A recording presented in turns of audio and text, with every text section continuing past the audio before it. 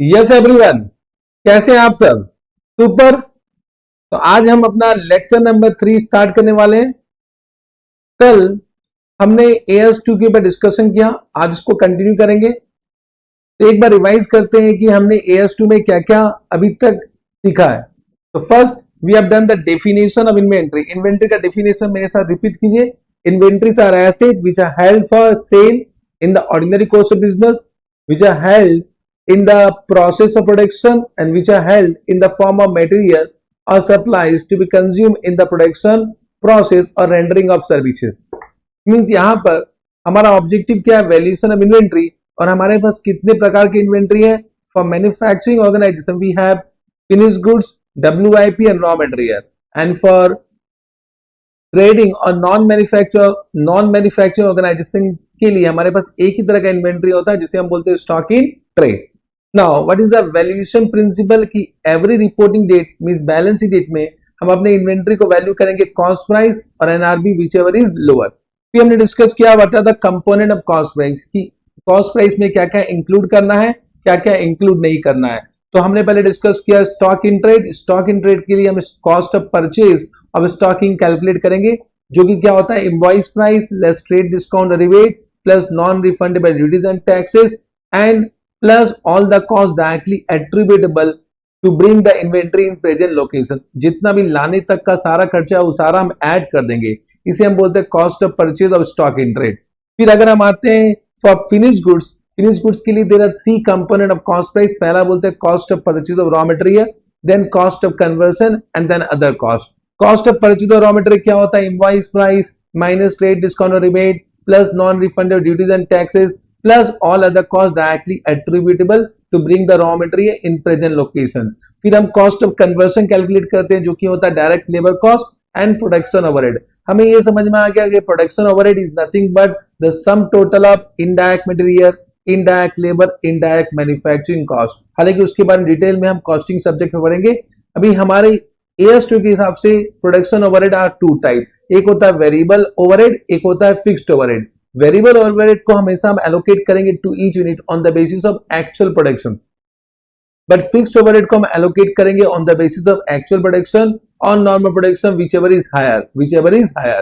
तो अगर आपका नॉर्मल प्रोडक्शन एक्चुअल प्रोडक्शन ज्यादा है, मींस आपका एक्चुअल प्रोडक्शन नॉर्मल प्रोडक्शन कम है, तो उस केस में हमारे पास कुछ एबनॉर्मल लॉस होता है और इस एबनॉर्मल लॉस को हम चार्ज कर देते हैं अपने प्रॉफिट एंड लॉस अकाउंट में। Means abnormal loss will not be included in the cost price of inventory. Correct? Yes sir.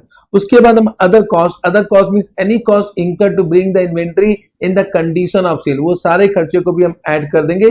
तो इन तीनों का जो सम टोटल होता है उसको हम बोलते हैं cost price of finished goods. Understood? उसके बाद हमें देखा what are excluded from cost price. तो जो कॉस्ट जिसको हम इंक्लूड नहीं करते अपने कॉस्ट प्राइस में, उसको हम चार्ज कर देते हैं अपने प्रॉफिट एंड लॉस अकाउंट में as an expense when they are incurred. क्या क्या इंक्लूड नहीं करेंगे? एबनॉर्मल लॉस, स्टोरेज कॉस्ट को भी हम इंक्लूड नहीं करेंगे unless it is necessary for production process. तो मैंने आपको एग्जांपल दिया था, storage cost of raw material को हम इंक्लूड करेंगे but storage cost of finished goods को हम इंक्लूड नहीं करेंगे। Then any admin overhead will not be included, any selling and distribution overhead will not be included. Overhead का मतलब expense होता है, मींस ये वर्ड ओवरहेड कॉस्टिंग सब्जेक्ट में ज्यादातर से यूज होता है, but overhead is nothing but expense. आप एडमिन एक्सपेंस भी बोल सकते हो, सेलिंग एंड डिस्ट्रीब्यूशन एक्सपेंस भी बोल सकते हो, प्लस एनी बोरिंग कॉस्ट। तो हमारा AS2 बोलता है बोरिंग कॉस्ट को इंक्लूड नहीं करेंगे। हाँ, it can be included subject to AS16 जो आपके जीवन में आने वाला है। तो AS16 के बारे में अभी तक हमने कुछ बात नहीं किया है, बट अगर क्वेश्चन साइलेंट होगा तो फॉर इन्वेंट्री बोरिंग कॉस्ट को हम कभी भी इंक्लूड नहीं करेंगे। एक नोट लिखना देख लीजिए, if the question is silent boring cost will not be included in the cost price of inventory. फिर कुछ हमने बात किया कि कैश डिस्काउंट और सेटलमेंट डिस्काउंट को कभी भी डिडक्ट नहीं करेंगे from cost of purchase, that will be transfer to PL when received. Got this point? फिर हमने एक पॉइंट किया था डेप्रिसिएशन एंड अमोर्टाइजेशन एक्सपेंस, कि अगर कोई एसेट को आप यूज कर रहे हो फॉर प्रोडक्शन पर्पस तो उस एसेट का depreciation as well as amortisation. देखिए, डेप्रिसिएशन हम यूज करते हैं फॉर टेंजिबल एसेट, अमोर्टाइजेशन हम यूज करते हैं फॉर इनटेंजिबल एसेट। तो डेप्रिसिएशन और अमोर्टाइजेशन एक्सपेंस को इंक्लूड करेंगे in the cost price of PP if that asset is used directly in the production process. Got this point? Yes sir. फिर हमने एक नॉर्मल लॉस और एबनॉर्मल लॉस का calculation किया था कि normal loss is always included in the cost price of inventory. तो अगर आपके पास कोई नॉर्मल लॉस है तो कॉस्ट प्राइस पर यूनिट को हम कैसे कैलकुलेट करेंगे, पहले हम कैलकुलेट करेंगे कॉस्ट ऑफ परचेज, उसको हम डिवाइड करेंगे balance unit after normal loss, तो ये हो जाएगा कॉस्ट प्राइस पर यूनिट। अब इस कॉस्ट प्राइस पर यूनिट को मल्टीप्लाई करेंगे एबनॉर्मल लॉस की यूनिट में, तो आपको अमाउंट ऑफ एबनॉर्मल लॉस मिल जाएगा। That amount of abnormal loss we charge to profit and loss account as an expense, correct. फिर हमने दो स्पेशल केस किया, joint product and by product. इसके ऊपर हमने एक क्वेश्चन भी किया था। तो ज्वाइंट प्रोडक्ट की अगर एक ही प्रोडक्शन प्रोसेस में एक से अधिक प्रोडक्ट बनता है तो उसको हम ज्वाइंट प्रोडक्ट बोलते हैं। तो जो ज्वाइंट कॉस्ट होता है उसको हम एलोकेट करेंगे to each product, each of the joint product in the ratio of sales ratio, in the sales ratio either at the point of split off or on completion of production process। जो भी आपको question में दिया हुआ है, या तो वो आपको सेल्स वैल्यू देगा at the point of split off, या आपको वो देगा sales value on completion of production. तो जो भी रेशियो आपको क्वेश्चन में दिया हुआ है उस रेशियो के हिसाब से आप ज्वाइंट कॉस्ट को एलोकेट कर देंगे। फिर हमने बात किया था बाय प्रोडक्ट कि अगर कोई प्रोडक्ट, कोई प्रोडक्शन प्रोसेस में अगर कोई ऐसा प्रोडक्ट हम प्रोड्यूस करते हैं जो कि बहुत, जिसका वैल्यू बहुत इमेटेरियल हो, मतलब इनसिग्निफिकेंट हो, तो उसको हम बाय प्रोडक्ट बोलते हैं। तो एनी बाय प्रोडक्ट को हमारा AS2 क्या कहता है, उसको मेजर करेंगे at NRV, net realisable value. अब आपको NRV का मतलब समझ में आ गया कि it is nothing but estimated selling price minus estimated cost, correct. तो उसको हम मेजर करेंगे एट NRV और NRV को हम डिडक्ट कर देंगे from the cost price of main product और ज्वाइंट प्रोडक्ट, करेक्ट। और जो ज्वाइंट कॉस्ट आएगा उसको फिर हम एलोकेट करेंगे in the sales ratio. Understood this point. तो जो भी आपका NRV ऑफ बाय प्रोडक्ट है उसको हम डिडक्ट करेंगे from total joint cost, from total joint cost, correct. Yes sir. फिर हमने बात किया कि कुछ स्क्रैप मटेरियल भी होते हैं, तो treatment of scrap material and by product will be same. तो अगर कोई स्क्रैप मटेरियल है तो उसका भी रियलाइजेबल वैल्यू हम टोटल ज्वाइंट कॉस्ट से माइनस कर देते हैं, और जो नेट ज्वाइंट कॉस्ट आता है उसको हम एलोकेट करते हैं in the sales ratio. Okay sir. Then we have started discussing about NRV। तो NRV का हमने डिस्कशन किया था for finish goods and stock in trade and then WIP। मुझे बताइए फिनिश गुड्स और स्टॉक इन ट्रेड का NRV क्या होता है, estimated selling price minus estimated expenses. फिर हमने बात किया WIP, उसका NRV कैसे कैलकुलेट करेंगे, that NRV will be equal to estimated selling price of finish goods minus estimated selling expense of finish goods. तो वो आ जाएगा आपका NRV of finish goods. From NRV of finish goods से आप माइनस करोगे एस्टिमेटेड कॉस्ट टू कंप्लीट, जो आपको एग्जाम में देगा, मतलब एग्जाम के क्वेश्चन में आपको देगा what is the estimated cost to complete, उसको माइनस कर दो, उसको हम बोलते हैं NRV ऑफ WIP। अंडरस्टूड। अब आते हैं हम how to find out the value of raw material, value of raw material। just try to understand one second। अगर आपके पास कोई raw material है तो उसको आपने बेचने के लिए नहीं खरीदा है, मतलब you have not purchased the raw material for sale, इसलिए कहने से to find out the sale price of raw material is not possible। हम कभी भी raw material का सेल प्राइस नहीं निकाल सकते क्योंकि उसको तो आपने कंज्यूम करने खरीदा है, तो अब उसको आप कितना में बेच सकते हैं वो तो हम निकाल नहीं सकते हैं। तो यहां पर हमारा AS2 क्या बोलता है कि जो फिनिश गुड्स उस रॉ मटेरियल से बनेगा, अभी बना नहीं है, सपोज अभी आपके पास रॉ मटेरियल है और उसको अभी आपने प्रोडक्शन प्रोसेस में डाला नहीं है, तो अभी आपके स्टॉक ऑफ रॉ मटेरियल है, तो स्टॉक ऑफ रॉ मटेरियल जिसको आपने अपने प्रोडक्शन प्रोसेस में इंक्लूड नहीं किया है, हम उसके वैल्यूएशन के बारे में बात कर रहे हैं। तो नॉर्मली इसको हम वैल्यू करते हैं एट कॉस्ट प्राइस, नॉर्मली इसको हम वैल्यू करते हैं at cost price. But what our AS2 says that if the finish goods जो इस रॉ मटेरियल से बनेगा उसको अगर आप प्रॉफिट में बेच रहे हो, उसको अगर आप प्रॉफिट में बेच सकते हो तब कोई दिक्कत नहीं है, तब कोई भी राइट डाउन करने की जरूरत नहीं है, तब कोई भी लॉस को रिकॉग्नाइज करने की जरूरत नहीं है, तब आप वैल्यू करो अपने रॉ मटेरियल को एट कॉस्ट प्राइस में। बट अगर फिनिश गुड्स जो कि इस रॉ मटेरियल से बनेगा अगर उसको आप सेल कर पाओगे एट लॉस, मतलब उसको आप जब बनाओगे तो आपका एक्सपेक्टेशन है कि उसको लॉस में सेल करोगे, तो अगर लॉस में सेल करोगे तो कहीं ना कहीं आपको लॉस होने वाला है। तो objective of this chapter is to find out expected loss on sale of finish good. तो जितना लॉस होने वाला है उसको आपको रिकॉग्नाइज करना चाहिए, करेक्ट। तो इस केस में हम वैल्यू करेंगे रॉ मटेरियल को एट कॉस्ट प्राइस और इस replacement cost whichever is lower. अभी रिप्लेसमेंट कॉस्ट क्या होता है, replacement cost is nothing but the current purchase price, means आज अगर आप खरीदते तो उस रॉ मटेरियल को आप कितने में खरीद पाते, उसको हम बोलते हैं रिप्लेसमेंट कॉस्ट। कि अगर आज जो रॉ मटेरियल आपके पास है उसको आप रिप्लेस करोगे और दूसरा सेम रॉ मटेरियल लेके आओगे तो कितना आपको पे करना पड़ेगा, उसका वो बोलते, उस प्राइस को हम बोलते हैं replacement cost. Got this point? So what AS2 want to say? If the finished goods in which raw material will be incorporated is expected to be sold either at equal to or more than the cost price of finished goods. इसका मतलब क्या हुआ? At profit. इसका मतलब हुआ at profit. तो अगर आप प्रॉफिट में बेचने वाले हो किसको? फिनिश गुड्स को, जो कहां से बनेगा? इस रॉ मटेरियल से बनेगा जो आपके पास अभी इन हैंड है. Got this point? तो any finish goods which will be produce from the raw material is expected to be sold at profit, means expected to be sold at equal to और more than is cost price. मतलब profit बेचने वाले हो, then आप value करो raw material को at cost price of raw material. Understood?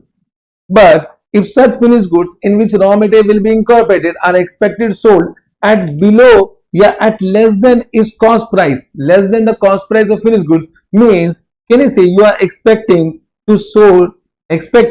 that finished goods will be sold at loss. अगर आप लॉस में बेचने वाले हो तब आप वैल्यू करो रॉ मटेरियल को at lower of its cost price and its replacement cost, lower of cost price and its replacement cost. Replacement cost का मतलब क्या होता है? Current purchase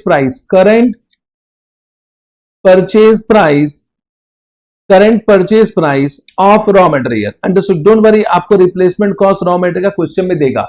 correct? Now of course आपके मन में ये क्वेश्चन आ रहा होगा कि सर हम कॉस्ट प्राइस और रिप्लेसमेंट कॉस्ट विचएवर लोअर में क्यों कर रहे हैं? Just try to understand. मुझे पहले ये बताइए कि ऐसा क्या कारण हो सकता है कि you are forced to sell at lower than the cost price of finished goods. Means of course कहने से जब भी हम कोई finished goods बनाएंगे तो उसको हम प्रॉफिट बेचेंगे, लेकिन ऐसा क्या हो गया होगा, ऐसा क्या कारण होगा कि आप फिनिश गुड्स को आप लॉस में बेच रहे हो मतलब उसके कॉस्ट प्राइस के लेस, उसके कॉस्ट प्राइस से कम दाम में बेच रहे हो. ऐसा क्या होगा? दो कारण हो सकता है. Due to competition in the market हो सकता है. एक तो कंपटीशन है मार्केट में, यह कारण हो सकता है. या दूसरा कारण क्या हो सकता है कि उस प्रोडक्ट का डिमांड ही खत्म हो गया, उस फिनिश गुड्स का डिमांड ही खत्म हो गया होगा. तीसरा कारण, और एक कारण हो सकता है कि आपने जो रॉ मटेरियल खरीदा है, आपने जो रॉ मटेरियल खरीद के रखा है, करेक्ट ना, अब उसका प्राइस कम हो गया है. मींस मार्केट में जो रॉ मटेरियल आपने खरीदा है अब वो अवेलेबल है at less price due to recession in the market. Suppose आपने एक साल पहले ही रॉ मटेरियल खरीद लिया, करेक्ट ना, एक साल पहले आप रॉ मटेरियल खरीद के बैठे हो. Got this point? अब अचानक से मार्केट में रिसेशन आ गया, same raw material is available at less than your cost price. Means आपने खरीदा था 1000 रुपया में, अब वो अवेलेबल है 400 रुपया में. मींस आपका कॉम्पिटिटर अब रॉ मटेरियल खरीदेगा 400 रुपया में. तो अगर वो 400 रुपया का रॉ मटेरियल खरीद के सेम फिनिश गुड्स बना रहा है तो he can sell the same product at lower sale price, और आपको भी मार्केट में रहने के लिए वो सेम प्राइस पे बेचना पड़ेगा. अंडरस्टूड? तो हो सकता है एक कारण क्या होगा कि जो रॉ मटेरियल का प्राइस है वो कम हो गया हो. This can be one of the possible reason. इसलिए हमारा AS2 क्या बोलता है कि अगर फिनिश गुड्स जो बनने वाला है उस रॉ मटेरियल से अगर आप उसको लॉस में बेचने का सोच रहे हो, इसका वन ऑफ द रीजन हो सकता है decline in the price of raw material. Therefore value raw material at cost price और replacement cost whichever is lower. Understood? समझ में आ गया? मींस ऐसा बोल सकते हैं कि इस केस में, मतलब ये केस क्या हुआ कि cost price of finish goods, correct, या ऐसे लिखो NRV of finished goods is more than or equal to cost price. NRV of finished goods is more than or equal to cost price. इसका मतलब we are expecting some profit. अगर मैं बोलता हूं NRV of finished goods is less than cost price, इसका मतलब we are expecting loss. Let me take some question. Come to first question number 14. 14 में आइए, कुछ क्वेश्चन लेते हैं, उसको समझते हैं एक एक करके. पहले आइए क्वेश्चन नंबर 14 में.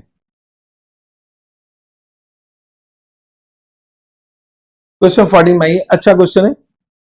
Calculate the value of raw material and closing stock based on the following information. आपको दिया रॉ मटेरियल एक्स जिसका क्लोजिंग बैलेंस कितना है 500 units. Cost price including excise duty. अभी हो सकता है आपको एक्साइज ना ड्यूटी ना दे, साथ में जीएसटी दे दे, करेक्ट ना. तो इंक्लूडिंग एक्साइज ड्यूटी और जीएसटी कितना है 200 है. Excise duty stamp credit is receivable on the excise duty paid. इसका मतलब जो आपने एक्साइज ड्यूटी पे किया वो रिकवरेबल है, तो इसको माइनस कर देंगे, ये माइनस हो जाएगा। फ्रेट इनवर्ड को आप ऐड करोगे, अनलोडिंग चार्जेस को आप ऐड करोगे, रिप्लेसमेंट कॉस्ट दिया हुआ रॉ मटेरियल कितना 150, फिर आपको दिया फिनिश गुड्स वाई जो इस रॉ मटेरियल से बनेगा उसका क्लोजिंग बैलेंस कितना है 1200 यूनिट्स, फिर दिया मटेरियल कंज्यूम करेक्ट, ये हो गया 220। ये 220 कुछ नहीं है, जस्ट राइट 200, इसमें से माइनस किया आपने 10 तो 190 प्लस 20 किया प्लस 10 किया, तो ये कितना हुआ चेक करो, दिस विल बी 220। तो यही तो प्राइस है ना, this is nothing but raw material consume, तो आपको यही यहां पर दे दिया रॉ मटेरियल कंज्यूम, तो this is the cost price of raw material. और अगर आप फिनिश गुड्स का कॉस्ट प्राइस निकालोगे तो आप सबसे पहले कॉस्ट ऑफ परचेज और रॉ मटेरियल ऐड करोगे, तो वही चीज दिया हुआ है, फिर direct labour cost of conversion आ जाएगा, फिर डायरेक्ट ओवरहेड 40 आ गया, तो ये टोटल कितना हुआ मुझे बताइए, ये आ गया 320। Total fix overhead for the year was 2 lakh on normal capacity of 20,000 unit. अब आपको नॉर्मल कैपेसिटी दिया हुआ 20,000 unit, while actual production overhead is 18,000, तो आप क्या लोगे 20,000 और 18,000 whichever is higher correct. तो आप 2 लाख को डिवाइड करोगे, बताओ 20,000 से कि 18,000 से, तो 20,000 से आप डिवाइड करोगे, तो जब आप 20,000 डिवाइड करोगे तो मुझे बताओ कितना आया, तो 2 lakh divide by 20,000 is equal to 10, तो आपका फिक्स्ड ओवरहेड जो ऐड करना है, तो ये फिक्स्ड ओवरहेड यहां पे ऐड कर दोगे, तो ये हो गया 330, ये आपका आ गया 330। Have you understood this point? Yes sir. Calculate the value of closing stock when NRV of finished goods is 400 and NRV of finished goods is 300। आपको दो केस दिया, case number 1 and case number 2। Can we do? चलो, तो सबसे पहले हम क्या calculate करेंगे, हम कर रहे हैं क्वेश्चन नंबर 14। तो आपका वर्किंग नोट नंबर 1 होगा calculation of cost price of raw material, cost price of raw material correct, understood. तो cost price of raw material, हालांकि देखिए हमने तो निकाल दिया है लेकिन आपको लिखना पड़ेगा, तो सबसे पहले लिखिए कॉस्ट, आप लिखिए इसमें इनवॉइस प्राइस, इनवॉइस प्राइस कितना दिया हुआ है आपको, दैट इज आपको दिया हुआ है 200, या इनवॉइस प्राइस या परचेज प्राइस भी लिख सकते हो।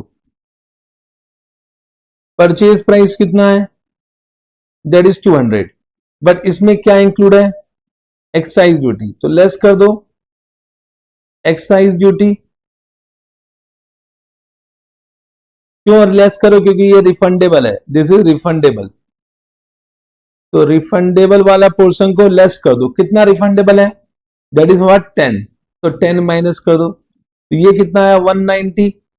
फिर जितना भी डायरेक्टली एट्रीब्यूटेबल कॉस्ट, एक फ्रेट इनवर्ड एक अनलोडिंग चार्जेस, दोनों ऐड करोगे, तो लिखो फ्रेट इनवर्ड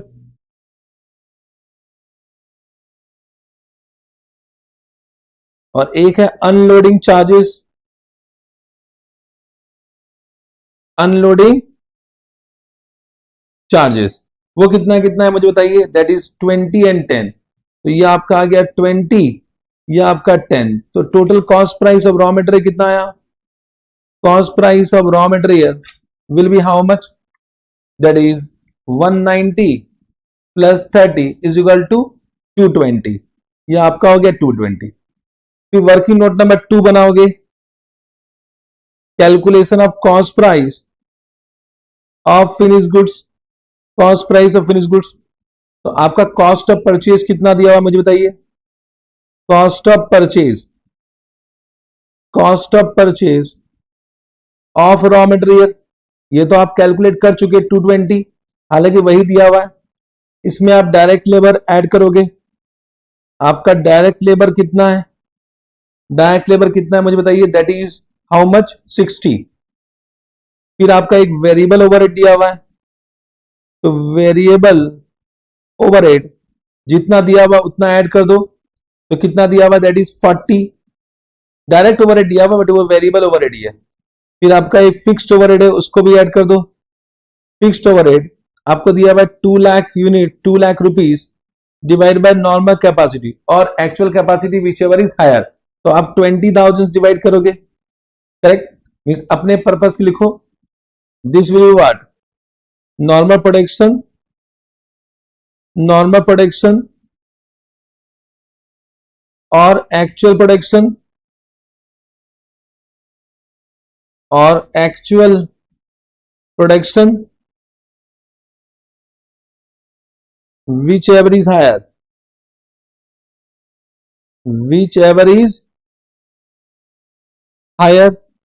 अंडरस्टूड, ये बात को समझे। तो यह आ गया ₹10, तो आपका कॉस्ट प्राइस कितना आया, 330 आया। दिस इज 330, ये आपका 2 वर्किंग नोट हो गया। ठीक है, अब आपको केस नंबर 1 दिया हुआ है। तो केस नंबर 1 क्या है, केस नंबर 1 क्या है, if NRV of finished goods, if NRV of finished goods is how much।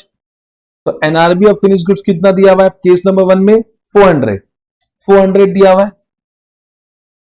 Got this point, correct.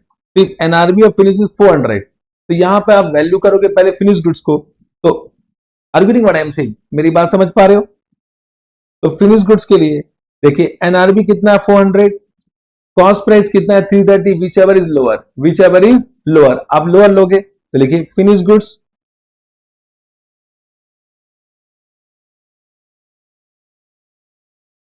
Finish goods का कॉस्ट प्राइस कितना है 330, एनआरबी कितना है 400, तो आप लोग whichever is lower, therefore value is lower of cost price and NRB, तो ये कितना आया 330। अंडरस्टूड, तो आपका वैल्यू ऑफ क्लोजिंग स्टॉक कितना आ गया, तो वैल्यू ऑफ क्लोजिंग स्टॉक, तो आपको कितना यूनिट दिया हुआ है बताइए। तो आपका यूनिट कितना है 1200, तो 1200 इंटू 330 करोगे, 1200 इंटू 330, तो 1200 इंटू 330 ये हो गया 3,96,000, 3,96,000। अंडरस्टूड, ये आपका फिनिश गुड्स हो गया। अब आएंगे रॉ मटेरियल में, रॉ मटेरियल, अंडरस्टूड, करेक्ट। तो रॉ मटेरियल में देखिए, जस्ट ट्राई टू अंडरस्टैंड, यहां पर the finish goods are expected sold at profit, क्योंकि NRV is more than what cost price, therefore यहां वैल्यू करेंगे आप रॉ मटेरियल को एट कॉस्ट प्राइस, ना कि कॉस्ट प्राइस और replacement cost whichever is lower. तो आपको लिखना, लिख लीजिए, आपको कॉस्ट प्राइस कितना दिया हुआ है, आपको कॉस्ट प्राइस कितना दिया हुआ है of raw material, cost price कितना हुआ हमने कैलकुलेट किया था 220, और इसका रिप्लेसमेंट कॉस्ट कितना दिया हुआ है, रिप्लेसमेंट कॉस्ट कितना दिया हुआ है, चेक करो। रिप्लेसमेंट कॉस्ट आपको दिया हुआ है कितना, 150 दिया हुआ है, 150 दिया हुआ है, तो यहां लिख लो 150, फिर लिखो since finish goods are expected to be sold at more than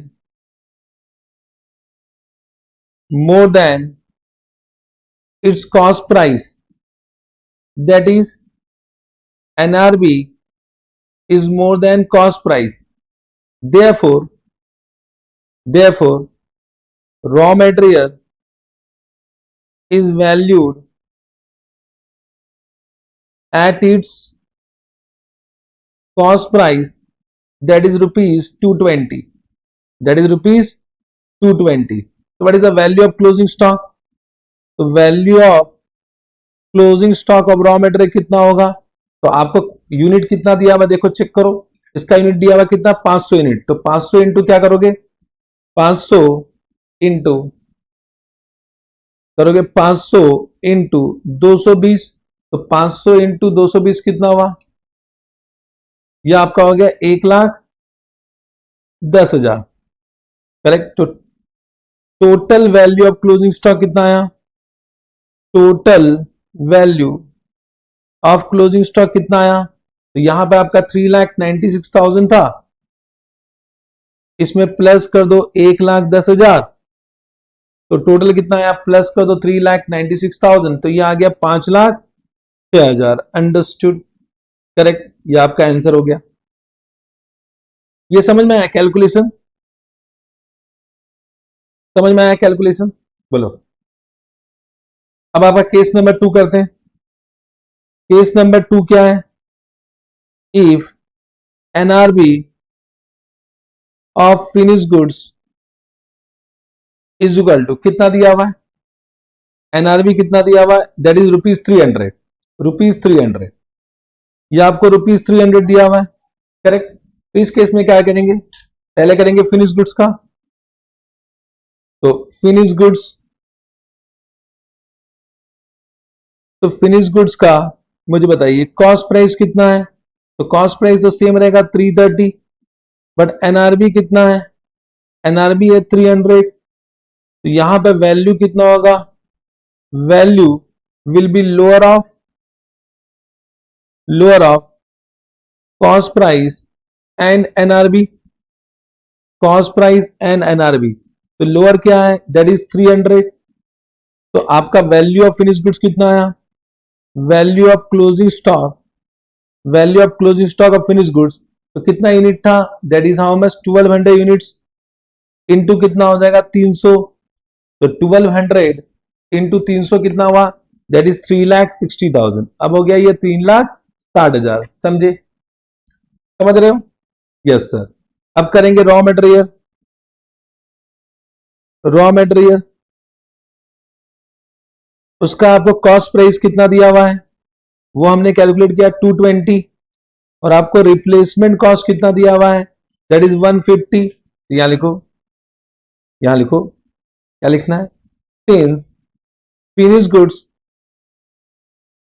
finish goods are expected, finished goods are expected to be sold at less than its cost price, that is NRV is less than cost price, therefore raw material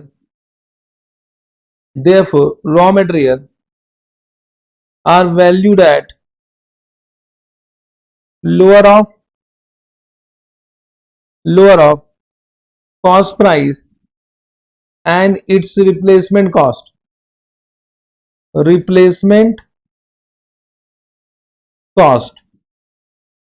correct? Understood?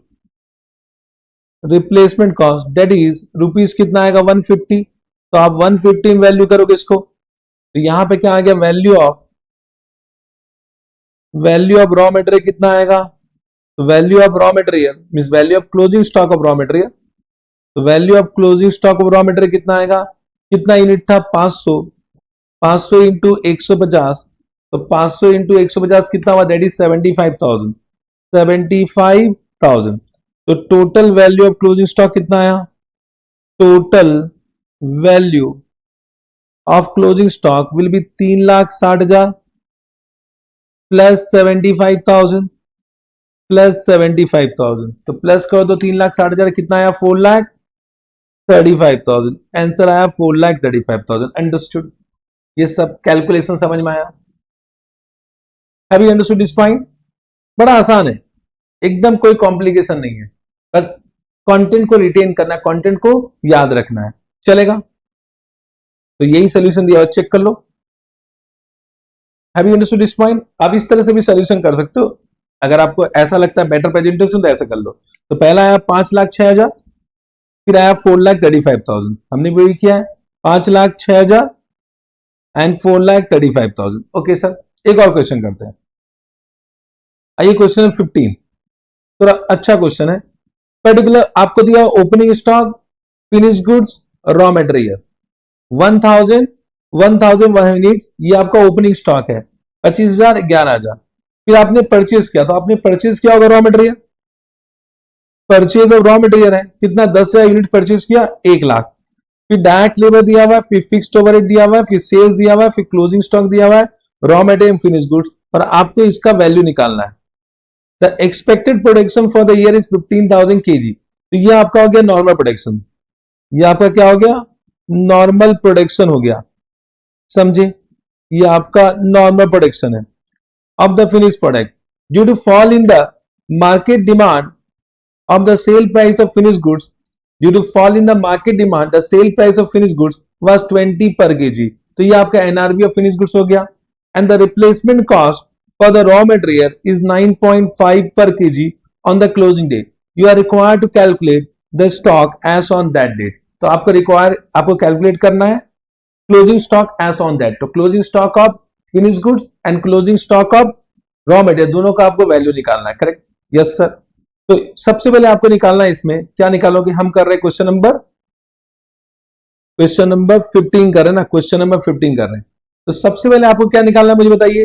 सबसे पहले निकालोगे आप cost price of finish goods. तो calculation देखिए, ये आपका हो गया working note number 1।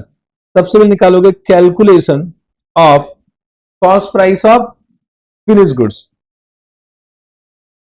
Calculation of cost price of finish goods. तो आप क्या लिखेंगे, cost of purchase, cost of purchase, cost of purchase. ठीक है, जस्ट ट्राई टू अंडरस्टैंड कि जब मैं बोलता कॉस्ट ऑफ परचेज, ये एक्चुअली कॉस्ट ऑफ परचेज जितना आपने परचेज किया है वो नहीं होता है, जितना आपने इस साल में कंज्यूम किया रॉ मटेरियल वो होता है। Are you able to understand? क्योंकि देखिए, कुछ opening stock of raw material था और कुछ आपने इस साल परचेज भी किया और कुछ आपने इस साल कंज्यूम नहीं किया। तो हम देखते हैं कि कितना आपका रॉ मटेरियल इस साल कंज्यूम हुआ है, वही तो फिनिश गुड्स में ऐड होगा ना। इसका मतलब जब आप कॉस्ट ऑफ परचेज निकालते हो, हम बोलते हैं कॉस्ट ऑफ परचेज, बट ये होता है कॉस्ट ऑफ मटेरियल कंज्यूम। तो एक्चुअली ये होता है cost of raw material consume, cost of raw material consumed होता है। अंडरस्टूड मेरी बात? तो मुझे बताइए, आपका opening stock of raw material कितना था? आपका opening stock of raw material कितना है? अंडरस्टूड मेरी बात समझ पा रहे हो कि हम बोलते हैं कॉस्ट ऑफ परचेज, लेकिन ये एक्चुअली होता है cost of raw material consume. क्योंकि आपको अगर फिनिश गुड्स का कॉस्ट प्राइस निकालना है तो आपको ये देखना है कि उस फिनिश गुड्स को बनाने के लिए आपने कितना रॉ मटेरियल इस साल कंज्यूम किया है। तो हो सकता था कुछ परचेज आपने किया था लास्ट ईयर, कुछ परचेज किया है करंट ईयर, लेकिन उसमें से आपने कुछ कंज्यूम किया ही नहीं। तो जो कंज्यूम किया नहीं वो तो फिनिश गुड्स में ऐड होना नहीं चाहिए, वो तो आपका क्लोजिंग स्टॉक है। तो आपका ओपनिंग स्टॉक कितना यूनिट था? आपका ओपनिंग स्टॉक था 1100, आपने परचेज किया 10,000, आपने अभी तक कितना कंज्यूम नहीं किया? 900। तो आप क्या करोगे, 1100 प्लस 10,000 और आपका क्लोजिंग स्टॉक कितना है? Closing stock of raw material कितना? 900। तो 900 माइनस कर दोगे, 900 आपने माइनस कर दिया, तो ये कितना आया मुझे बताओ? 1100 प्लस 10,000 माइनस 900, तो ये आया 10,200, 10,200। अंडरस्टूड? अब आपको मल्टीप्लाई करना है with the cost price of raw material. Cost price of raw material check करो, आपने ओपनिंग स्टॉक 1100 यूनिट खरीदा था 11,000 में, मतलब ये हो गया ₹10 पर यूनिट। सिमिलरली जो आपने करंट ईयर में परचेज किया वो 10,000 यूनिट परचेज किया है 1 लाख में, मतलब ये भी हो गया ₹10 पर यूनिट, करेक्ट? अंडरस्टूड? अब देखिए दोनों 10 है, दोनों 10 है। तो आपने बचपन में सीए फाउंडेशन पढ़ा होगा first in first out method या वेटेड एवरेज प्राइस मेथड। तो हम जो cost price of raw material निकालते हैं वो बेस्ड ऑन या तो first in first out method निकालते हैं या तो वेटेड एवरेज प्राइस मेथड निकालते हैं। अब क्योंकि ओपनिंग स्टॉक भी 10 है, ₹10 पर यूनिट है, और जो आपने परचेज किया वो भी आपने परचेज किया ₹10 पर यूनिट में, तो चाहे आप फीफो लगा लो चाहे आप वेटेड एवरेज प्राइस मेथड लगा लो, दोनों केस में कितना आएगा? ₹10 आएगा। Are you able to understand whatever I am saying? तो इस केस में आपको ना फीफो लगाने की जरूरत है ना वेटेड एवरेज प्राइस मेथड लगाने की जरूरत है। हाँ, अगर मैं ऐसा बोलता कि ये है 10 ये है 12, तो आपको अब निकालना पड़ता है कि cost of raw material consume FIFO के हिसाब से कितना आ रहा है या वेटेड एवरेज प्राइस मेथड के हिसाब से कितना आ रहा है। मतलब अगर क्वेश्चन साइलेंट है तो या तो फीफो लगा लो या तो वेटेड एवरेज प्राइस मेथड लगा लो। I hope you understanding. तो यहां पे लगाने की जरूरत नहीं है, तो यहां तो इंटू 10 कर देंगे, इंटू 10 कर देंगे। मींस आप बस अपने जानकारी के लिख लो कि this will be calculated either by using first in first out method or weighted average price method. अब ये FIFO method, weighted average price method हम अगले टॉपिक में डिस्कस करने वाले हैं। हालांकि सीए फाउंडेशन में आप first in first out method और वेटेड एवरेज प्राइस मेथड सीख के आए हो, तो मैं यही एज्यूम करते हुए, क्योंकि आपने ये सीखा हुआ है, हमने यहां पर इसको लिख दिया। करेक्ट। ये कितना आया? 1,02,000 आया। ये आपका हो गया कॉस्ट ऑफ परचेज। ये पॉइंट समझिए, यही एक नया पॉइंट था कि हम कॉस्ट ऑफ परचेज बोलते हैं, बट ये कॉस्ट ऑफ परचेज मत लेना, cost of raw material consume लेना कि कितना कंज्यूम किया है। हाँ, अगर आपको कोई इंफॉर्मेशन नहीं दिया हुआ है तो यही बोलेंगे cost of purchase will be always equal to cost of raw material consume. Understood. अब इसमें आप ऐड करोगे डायरेक्ट लेबर ऐड करोगे, तो डायरेक्ट लेबर आपका कितना है मुझे बताइए। डायरेक्ट लेबर आपका दिया हुआ है 76,500, तो 76,500 ऐड कर दीजिए, 76,500 ऐड कर दीजिए। ठीक है। फिर आप ऐड करोगे fixed overhead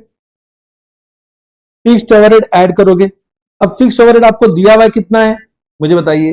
that is given what 75,000। अब लेकिन 75,000 को आप एलोकेट करोगे to each unit on the basis of actual production और normal production whichever is higher. अब आपको नॉर्मल प्रोडक्शन कितना दिया? 15,000। देखिए यहाँ पे एक्चुअल प्रोडक्शन नहीं दिया हुआ है, लेकिन क्या ये मैं बोल सकता हूं कि जितना आपने रॉ मटेरियल कंज्यूम किया होगा उतना ही तो फिनिश गुड्स बनाया होगा। तो आपने रॉ मटेरियल कंज्यूम कितना किया?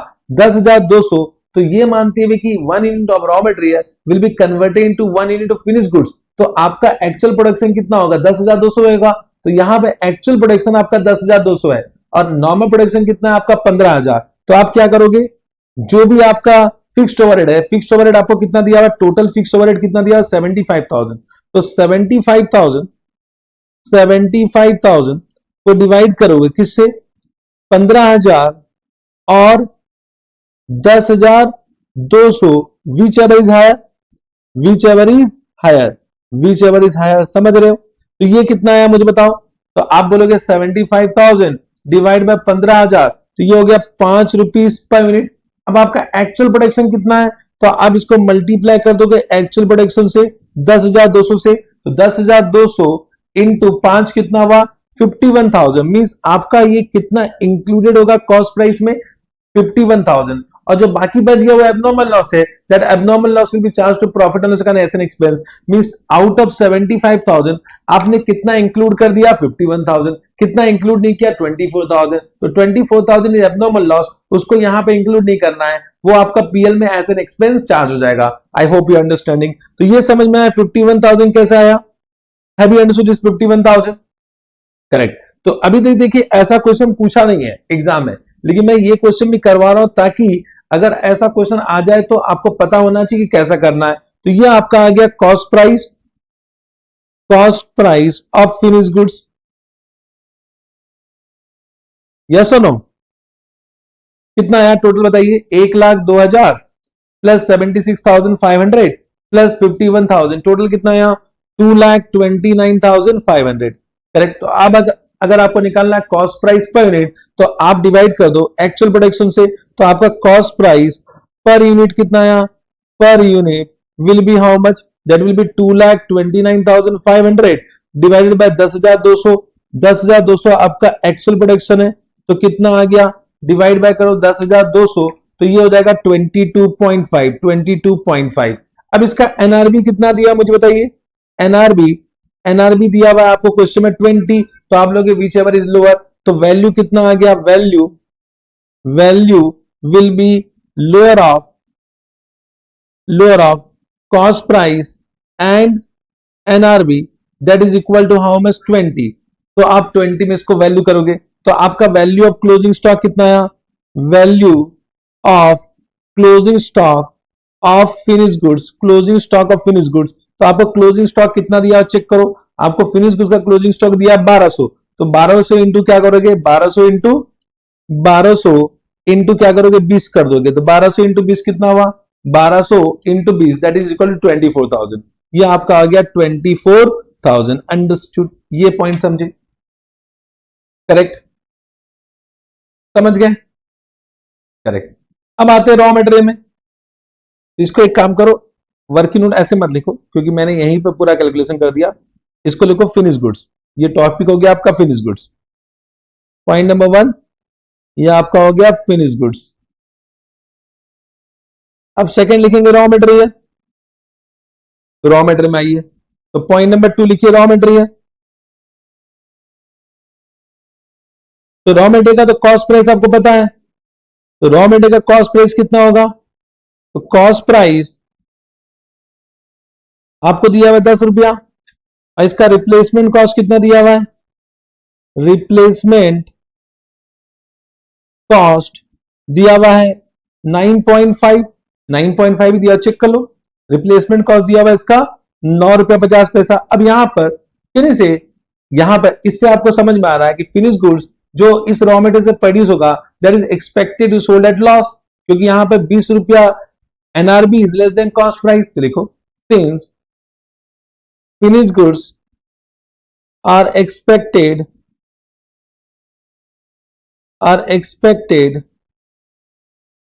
to be sold at less than its cost price, that is NRV is less than cost price, therefore raw material should be valued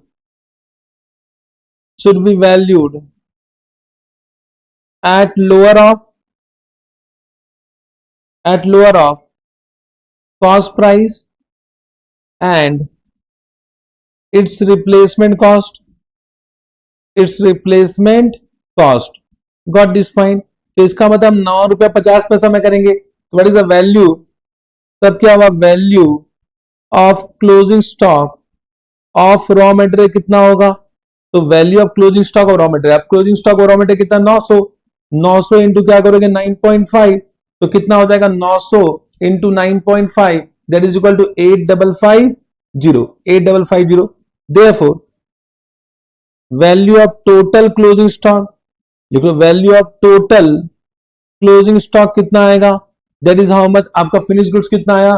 finish goods आया 24,000 में ऐड कर दो 8550 तो कितना आया? प्लस 24,000 तो आ गया 32,550। ये आपका आंसर हो गया। अंडरस्टूड? मेरी बात समझ पा रहे हैं? सिंपल। Yes sir. तो यही जिक्र यहां पे वही दिया हुआ है, देखिए चेक कीजिए, सेम चीज लिखा हुआ है कि फिनिश गुड्स को 20 रुपए में किया है और रॉ मटेरियल को 9.5 में किया है, तो ये हो गया 32,550। चलेगा?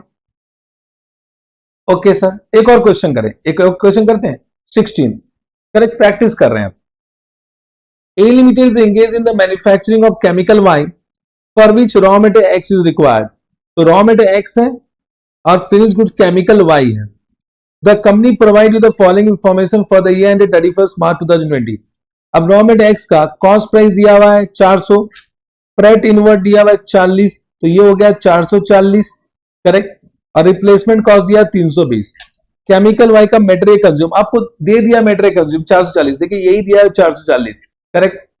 डायरेक्ट लेबर कितना है 120, वेरिएबल ओवरहेड कितना दिया 80। फिर आपको दिखा additional information total fix overhead for the year is 4 lakh on a normal capacity of 25,000। अब देखो यहां पर आपको एक्चुअल प्रोडक्शन के बारे में कुछ बोला नहीं है, तो जब बोला नहीं है तो आप डिवाइड कर दो 4 लाख डिवाइड बाय 25,000 तो कितना हो जाएगा? ये 16, तो 16 भी ऐड कर दो, तो 16 जब ऐड करोगे तो कितना होगा? 440 प्लस 120 प्लस 80 प्लस 16, तो ये हो गया 656। तो आपका क्या हो गया? Cost price of finish goods कितना आया? 656 आया। Correct. It is 440 plus 120 plus 80 plus 16। Correct. Understood? फिर closing balance of raw material दिया 1000 एंड केमिकल वाई दिया 2400। You are required to calculate the total value of closing stock of raw material X and chemical Y according to AS2 when the NRB of the chemical Y। अब आपको NRB of chemical Y दे दिया 600, मतलब that is less than what cost price। इसका मतलब value करोगे raw material को at cost price और replacement cost which is lower. तो अब इसको करवाने की जरूरत नहीं है। आई होप यू अंडरस्टूड। क्या लिखा हुआ देखो, NRB of chemical Y is 600 per unit which is less than its cost price 656 per unit। Hence, raw material is to valued at replacement cost and finished goods is to valued at NRB since NRB is less than cost। वही चीज लिखा हुआ है। तो यहां देखो value of closing stock दिया raw material x कितना दिया 1000, तो उसको करेंगे रिप्लेसमेंट कॉस्ट में, और ये 2400 है उसको करेंगे एट एनआरबी में। ये आपका टोटल आ गया, total value of closing stock. फिर आपको देखिए रॉ मेटेरियल का कॉस्ट प्राइस का वर्किंग नोट दिया हुआ है 440, और केमिकल वाई का आपको कॉस्ट प्राइस दिया हुआ है 656। आप खुद कर लोगे ये, तो ये आपका होमवर्क हो गया, ये आप खुद कर लोगे ना, अंडरस्टूड, चलेगा। तो with this we have understood, raw material. देखिए जो जो क्वेश्चन मैं करवा रहा हूं उसमें आप सर्कल दो 14, 15, 16। अब मैं तो इसके ऊपर 4 क्वेश्चन है, 8, 14, 15 से 8 मैंने आपको करवाया नहीं है, तो 8 आपको खुद करना है। तो जितना भी देखिए रेफरेंस क्वेश्चन दिया हुआ है, हर चैप्टर में मैंने आपको हर कॉन्सेप्ट के बाद रेफरेंस क्वेश्चन दे दिया है। तो जो जो क्वेश्चन मैं करवा रहा हूं क्लास में उसमें आप सर्कल देते जाओ, और जो जो क्वेश्चन मैंने नहीं करवाया है वो आपको खुद करना है, गॉट दिस पॉइंट। अब आते हैं कॉस्ट फॉर्मूला में। कॉस्ट फॉर्मूला मतलब क्या बोलना चाहता है? कॉस्ट फॉर्मूला मतलब क्या होता है कि आप कॉस्ट प्राइस पर यूनिट कैसे निकालोगे। Means cost formula is for determination to determine cost price per unit, now इसको निकालने के लिए इन्वेंट्री को दो प्रकार में डिवाइड किया गया है। कि कॉस्ट प्राइस पर यूनिट निकालने का तरीका के लिए उन्होंने कुछ कॉस्ट फॉर्मूला दिया है। तो कॉस्ट फॉर्मूला लगाने के लिए उन्होंने बोला inventories are actually of two type. First, inventory which are not ordinary interchangeable. तो देखिए inventory which are not ordinary interchangeable and inventory which are ordinary interchangeable. देखिए जब मैं बोलता हूं inventories which are not ordinary interchangeable, इसका मतलब क्या हुआ, ये सिमिलर आइटम है। मींस सपोज कि मैं ये कैलकुलेटर प्रोड्यूस कर रहा हूं, तो हर कैलकुलेटर अलग अलग तो नहीं होगा। इसका मतलब one item, one unit of calculator will be similar to other unit of calculator। इसका मतलब ये क्या हो गया, inventories which are actually interchangeable। लेकिन just try to understand, जब भी हम expensive item को मैन्युफैक्चर करते हैं, फॉर एग्जांपल हम अगर एरोप्लेन मैन्युफैक्चर कर रहे हैं, या कोई गोल्ड का कोई ऑर्नामेंट्स मैन्युफैक्चर कर रहे हैं, या हम फर्नीचर मैन्युफैक्चर कर रहे हैं as per the customization given by the customer, तो वहां पर हर फर्नीचर या हर एरोप्लेन अलग अलग होगा। तो दिस आइटम्स, वो unit of items will not B ordinary interchangeable with other items, correct ना। तो यहां पर नॉर्मली ये होता है एक्सपेंसिव आइटम, एक्सपेंसिव आइटम होता है, या हम बोल सकते हैं ये कस्टमाइज आइटम होता है कि जो हम बनाते हैं as per the order, as per the specification, as per the customization given by the customer, correct. तो वहां पर units are not actually interchangeable. Suppose आप बिल्डिंग बना रहे हो, बिल्डिंग बना के बेचते हो, तो हर बिल्डिंग में जो फ्लैट्स होता है, यूनिट ऑफ फ्लैट होता है, वो हर फ्लैट अलग अलग होगा, हर फ्लैट का साइज अलग अलग होगा, करेक्ट ना। Are you able to understand? तो इस केस में क्या होगा कि आप कभी भी एवरेज मेथड नहीं लगाते हो, मतलब कॉस्ट प्राइस निकालने के लिए आपको कभी भी एवरेज मेथड नहीं लगाना है। तो उस केस में हम क्या करते हैं, हम लगाते हैं specific identification method. Specific identification method का मतलब होता है हर यूनिट का आप कॉस्ट प्राइस अलग अलग कैलकुलेट कीजिए। फॉर एग्जांपल आपने बनाया एरोप्लेन 1, आपने बनाया एरोप्लेन 2, तो एरोप्लेन 1 में क्या क्या स्पेसिफिक कॉस्ट लगा उसको ऐड कीजिए, एरोप्लेन 2 में आपका क्या क्या स्पेसिफिक कॉस्ट लगा उसको ऐड कीजिए। ऐसा मत कीजिए total cost divide by 2, total cost divide by 2 नहीं कर सकते हो। तो इसको हम एक्चुअली बोलते हैं यूनिट कॉस्टिंग। यूनिट कॉस्टिंग का मतलब क्या होता है, हर यूनिट का आपको कॉस्ट प्राइस अलग अलग कैलकुलेट करना है। Got this point? समझे? Specific identification method. फिर सेकंड क्या होता है, inventories which are ordinary interchangeable. जब भी इन्वेंट्रीज आर ऑर्डिनरी इंटरचेंजेबल, तो उस केस में क्या करते हैं, दो तरीका होता है। एक होता है एक्चुअल कॉस्ट, एक होता है एक्चुअल कॉस्ट मेथड, एक होता है approximate cost method. Actual cost method का मतलब क्या होता है कि आप एक्चुअल कॉस्ट प्राइस निकाल सकते हो, एक्चुअल कॉस्ट प्राइस निकाल सकते हैं। मींस आपको कंपोनेंट ऑफ कॉस्ट प्राइस पता है कि कौन कौन सा कंपोनेंट ऑफ कॉस्ट प्राइस आपने इंकर किया है to produce that particular item. समझे? तो अगर आप एक्चुअल कॉस्ट निकाल सकते हो तो उन्होंने दो फॉर्मूला दिया है, एक होता है first in first out method, एक होता है weighted average price method. Correct, ये बचपन में किया, first in first out method, weighted average price method, ये आपने बचपन में किया। आपने बचपन में किया था कि last in first out method is not applicable. हालांकि आपने बचपन में लीफो के हिसाब से भी क्लोजिंग स्टॉक का वैल्यूएशन किया था, बट AS2 साफ साफ मना करता है कि last in first out method is not applicable. या तो आप first in first out method लगाइए, या तो आप वेटेड एवरेज प्राइस मेथड लगाइए। Correct, understood. तो इसके ऊपर एक क्वेश्चन करेंगे कि फीफो के हिसाब से कैसे cost price per unit calculate करेंगे, वेटेड एवरेज प्राइस मेथड के हिसाब से कैसे cost price per unit calculate करेंगे, इसके ऊपर एक क्वेश्चन करना है, ठीक है ना।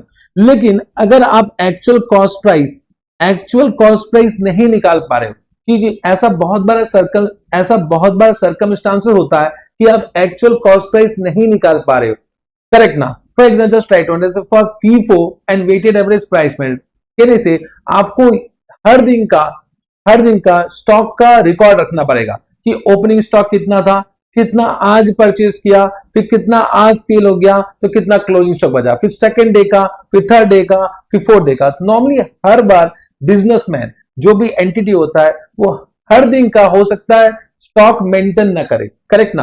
हो सकता है वो स्टॉक मेंटेन नहीं कर रहा है, तो जब वो हर दिन का स्टॉक मेंटेन नहीं कर रहा है तो ये FIFO and weighted average price method लगाना बड़ा मुश्किल हो जाता है। तो FIFO and weighted average price method लगाने के लिए आपको अपना इन्वेंट्री का रिकॉर्ड मेंटेन करना पड़ेगा। तो हो सकता है वो एंटिटी इन्वेंट्री का हर दिन का रिकॉर्ड मेंटेन नहीं कर रहा है, हर दिन का रिकॉर्ड मेंटेन नहीं करना है। जैसे स्मॉल स्मॉल जो बिजनेसमैन होते हैं ना, वो हर दिन का इन्वेंट्री रिकॉर्ड मेंटेन नहीं करते। वो क्या करते हैं, माल खरीदते हैं माल बेचते हैं, माल खरीदते हैं माल बेचते हैं, और जब 31 मार्च होता है तो वो काउंट कर लेते हैं कि भाई कितना क्लोजिंग स्टॉक बचा।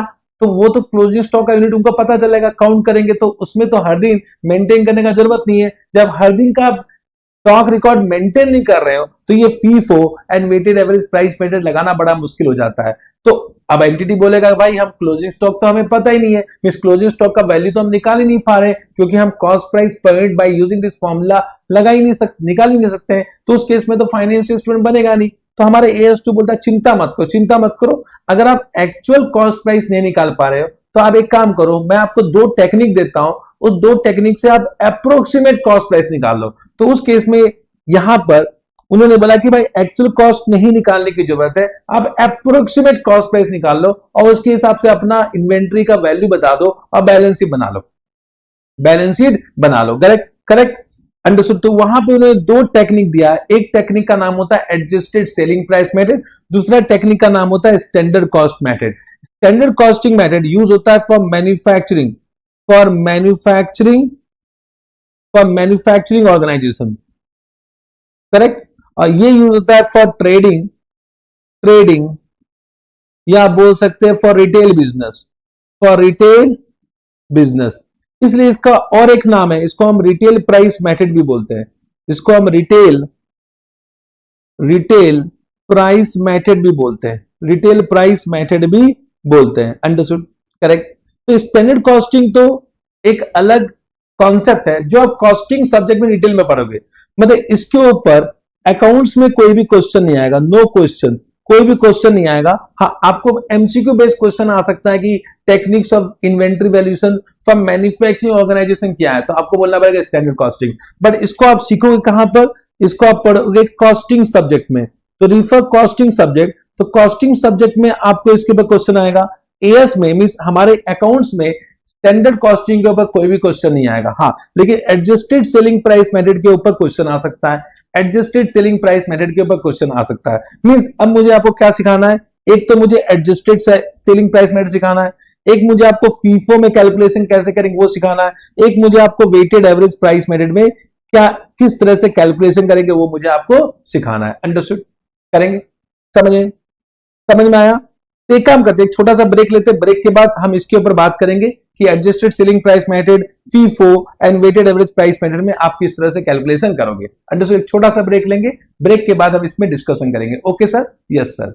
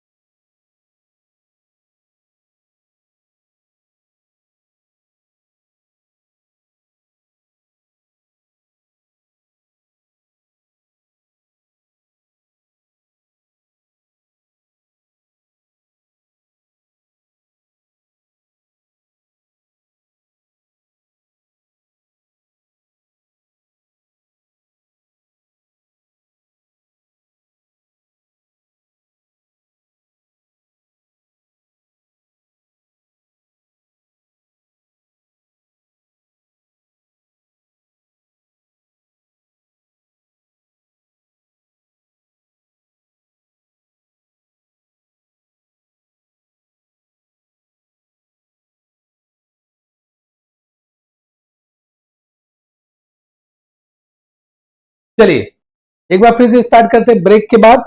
ब्रेक के पहले हम कर रहे थे कॉस्ट फॉर्मूला। कॉस्ट फॉर्मूला का मतलब होता है determination of cost price per unit.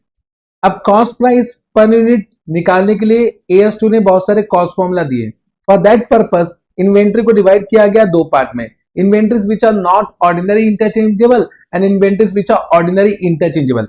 जब मैं बोलता हूं inventories which are ordinary interchangeable, इसका मतलब होता है similar units. Similar units means homogeneous item आप बोल सकते हो, करेक्ट, जो एक दूसरे के सिमिलर होते हैं। और अगर मैं बोलता हूं inventories which are not ordinary interchangeable, means ये डिसिमिलर आइटम हो गए, मींस एक यूनिट दूसरे यूनिट से सिमिलर नहीं है, तो आप बोल सकते हो these are dissimilar. Understood what I am saying? Dissimilar. Got this point? Yes sir, correct. तो जब भी inventories which are not ordinary interchangeable, तो एक्चुअली एक्सपेंसिव आइटम होते हैं, उसके लिए हम लगाते हैं specific identification method. Specific identification method क्या होता है? इसका मतलब जो उस यूनिट के लिए स्पेसिफिक कॉस्ट लगा है उसको डिटरमाइन कीजिए, उसको ऐड कीजिए और उसके बाद आप उसका कॉस्ट प्राइस निकालिए। तो can you say that will very easy from the examination point of view. जो भी आपको कॉस्ट दिया हुआ कंपोनेंट उसको ऐड कर दीजिए, जो इंक्लूड होना चाहिए उसको ऐड कर दीजिए, जो एक्सक्लूड होगा उसको हटा दीजिए, करेक्ट। तो ये हो गया आपका स्पेसिफिक आइडेंटिफिकेशन मेथड। बट अगर inventories which are ordinary interchangeable, उसके लिए दो तरीका होता है। अगर आप एक्चुअल कॉस्ट प्राइस निकाल सकते हो तो उन्हें दो फॉर्मूला दिया है, first in first out method and weighted average price method.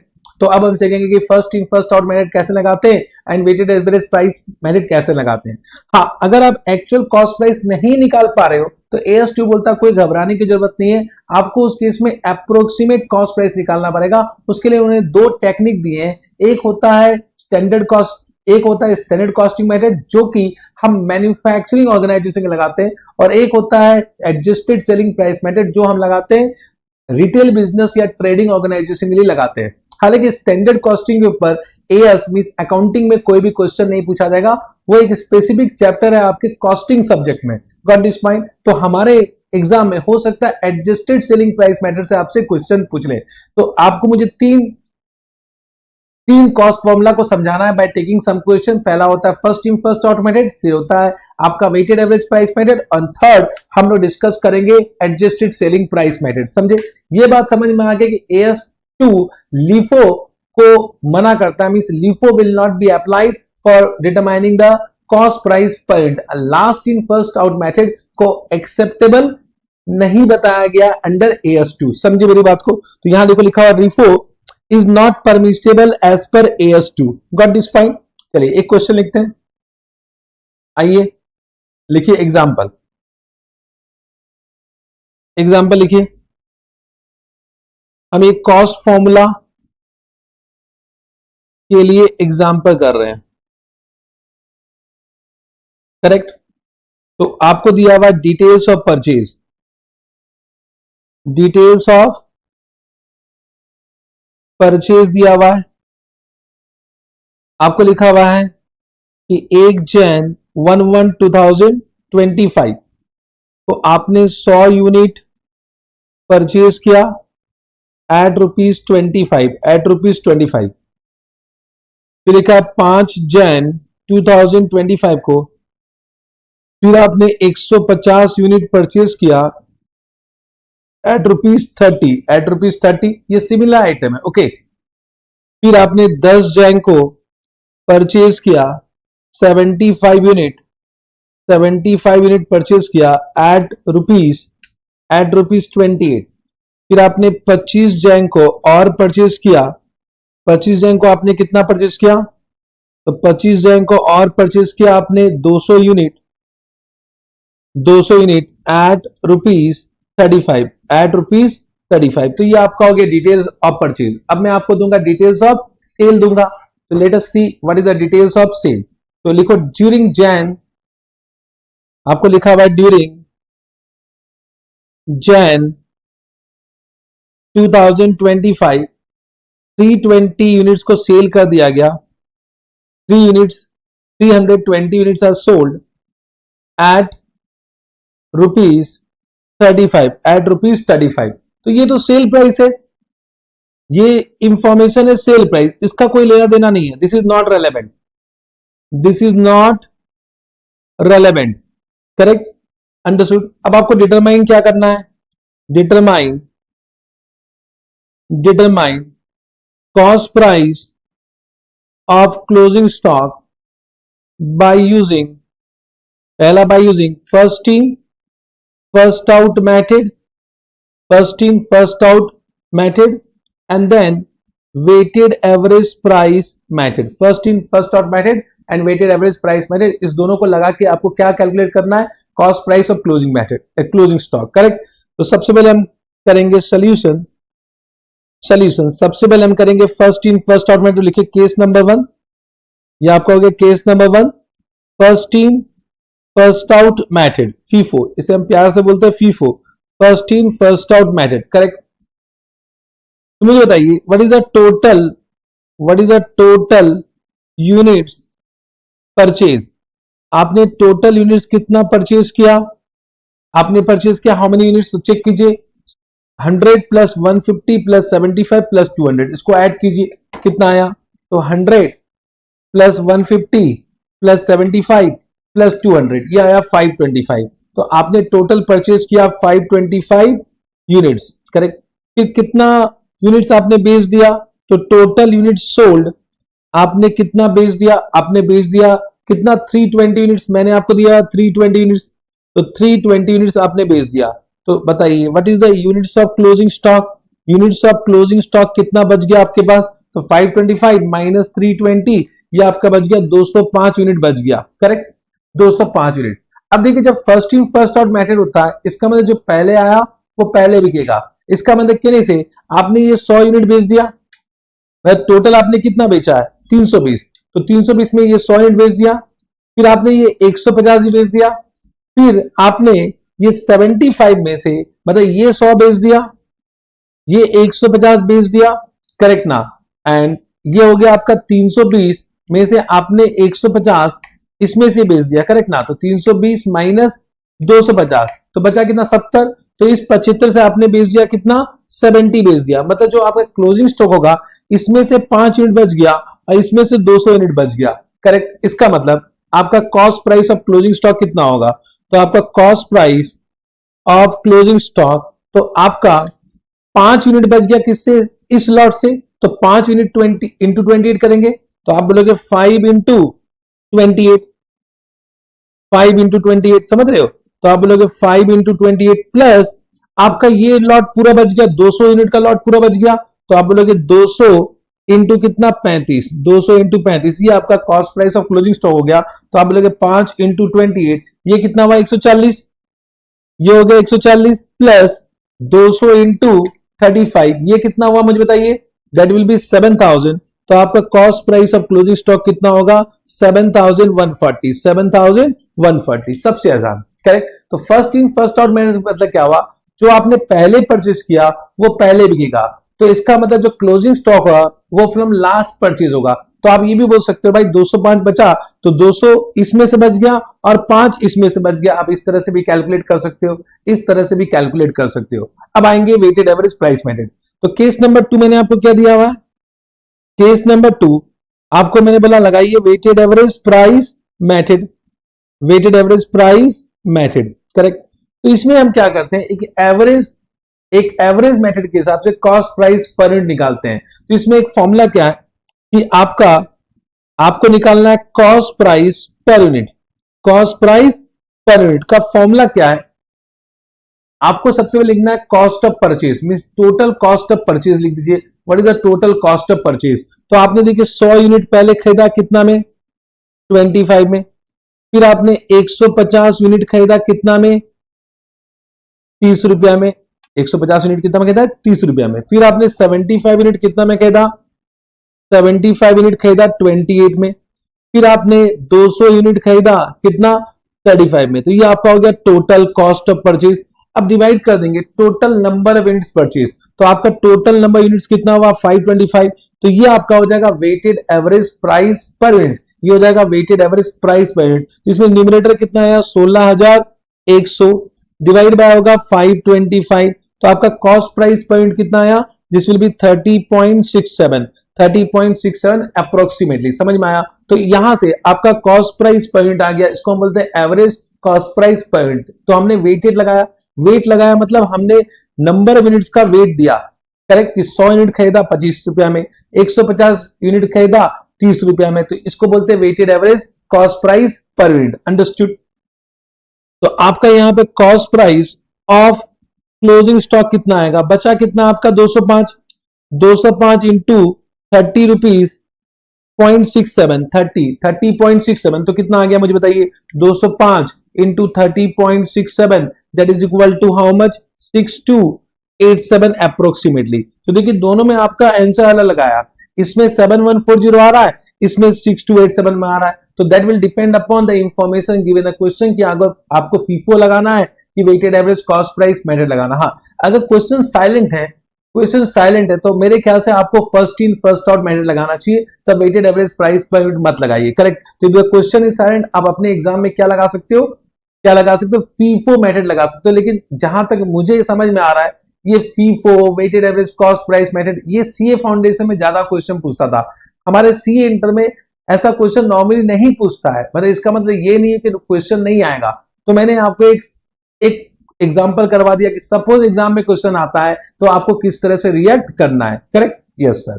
तो आपको फीफो समझ में आ गया, आपको वेटेड एवरेज प्राइस मेथड समझ में आ गया। अब मुझे आपको समझाना है adjusted selling price method, adjusted selling price method. हाँ, इसके ऊपर हो सकता है एग्जाम में क्वेश्चन पूछे, एडजस्टेड सेलिंग प्राइस मेथड। इसका और एक नाम क्या है, इसे हम बोलते हैं रिटेल, इसे बोलते हैं रिटेल प्राइस मेथड। ओके, तो यहां पर हमारा AS2 क्या बोलता है कि अगर आप फीफो या weighted average cost price method नहीं लगा पा रहे हो तो क्या करो। सबसे पहले ये देखो कि ऑन 31 मार्च की जब भी आप वैल्यूएशन कर रहे हो, तो हम वैल्यूएशन करते हैं कब, ऑन रिपोर्टिंग डेट। तो ऑन बैलेंस शीट डेट सबसे पहले जाके काउंट करो कि आपके पास कितने यूनिट्स ऑफ क्लोजिंग स्टॉक बचे हैं। तो इसका मतलब आपने काउंट किया units of closing stock, units of closing stock. अब इसको मल्टीप्लाई कर देंगे with cell price of closing stock. तो कहने से नॉर्मली हर बिजनेसमैन को सेल प्राइस पर यूनिट पता होगा कि उस यूनिट को कितना में बेचेंगे वो हमें पता होगा। तो ये आपका हो गया, इसे हम क्या बोलते हैं, sale price of closing stock. तो आप क्या निकाल लोगे, sales value of closing stock. तो sales value of closing stock आपको मिल गया। इसमें से हम क्या करेंगे, अपना प्रॉफिट मार्जिन माइनस कर देंगे। तो कहने से हर बिजनेसमैन को पता है कि वो हर यूनिट को बेचने के समय कितना प्रॉफिट कमा रहा है, तो उसको बोलते हैं प्रॉफिट मार्जिन। तो जितना भी प्रॉफिट मार्जिन होगा उसको यहां से माइनस कर देंगे, प्रॉफिट मार्जिन माइनस कर देंगे, करेक्ट। तो जब आप प्रॉफिट माइनस कर दिए, अगर हम सेल प्राइस से प्रॉफिट हटा देंगे तो बचेगा क्या, कॉस्ट प्राइस। यही तो बचपन का फॉर्मूला है, sale price minus profit is equal to cost price, correct ना। तो ये हो जाएगा आपका cost price of closing stock, cost price of closing stock. But ये इनडायरेक्ट मेथड है। देखिए यहां पर हमने कंपोनेंट ऑफ कॉस्ट प्राइस को ऐड नहीं किया, हम क्या किए, सेल प्राइस निकाले, उसमें से प्रॉफिट मार्जिन माइनस कर दिए, तो वो आपका क्या आ गया, कॉस्ट प्राइस। तो ये एक अप्रोक्सीमेट कॉस्ट होता है, इसे हम क्या बोलते हैं, एक अप्रोक्सीमेट कॉस्ट बोलते हैं। ये आपका एक्चुअल कॉस्ट नहीं होता है, अंडरस्टूड। तो हमारे पास अगर एक्चुअल कॉस्ट निकालने का तरीका नहीं है तो हमारा AS2 बोलता है डोंट घबराओ, घबराने की कोई बात नहीं है। एक टेक्निक देते हैं जिसको आप यूज करके cost price of closing stock निकाल सकते हैं और अपना फाइनेंशियल स्टेटमेंट बना सकते हो, अंडरस्टूड। तो सबसे पहले क्या निकालना है, sales value of closing stock, उसमें से माइनस कर देना profit margin. Profit margin will be given the question, जो बच गया वो क्या होगा, cost price of closing stock. एक क्वेश्चन करते हैं इसके ऊपर, चलेगा। तो let's do one question, come to question number 2। Question number 2 में क्या दिया हुआ है, a trader purchase certain articles for ₹85,000, he sold some of the article for ₹1,05,000. The average percentage of gross margin is 25% on cost. Opening stock of inventory at cost was 15,000. Calculate cost of closing stock. Correct.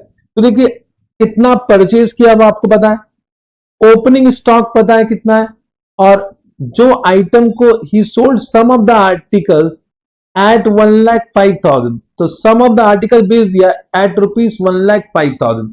तो आपको निकालना है जो बच गया उसका closing stock कितना है। Means let me explain this particular question. Correct.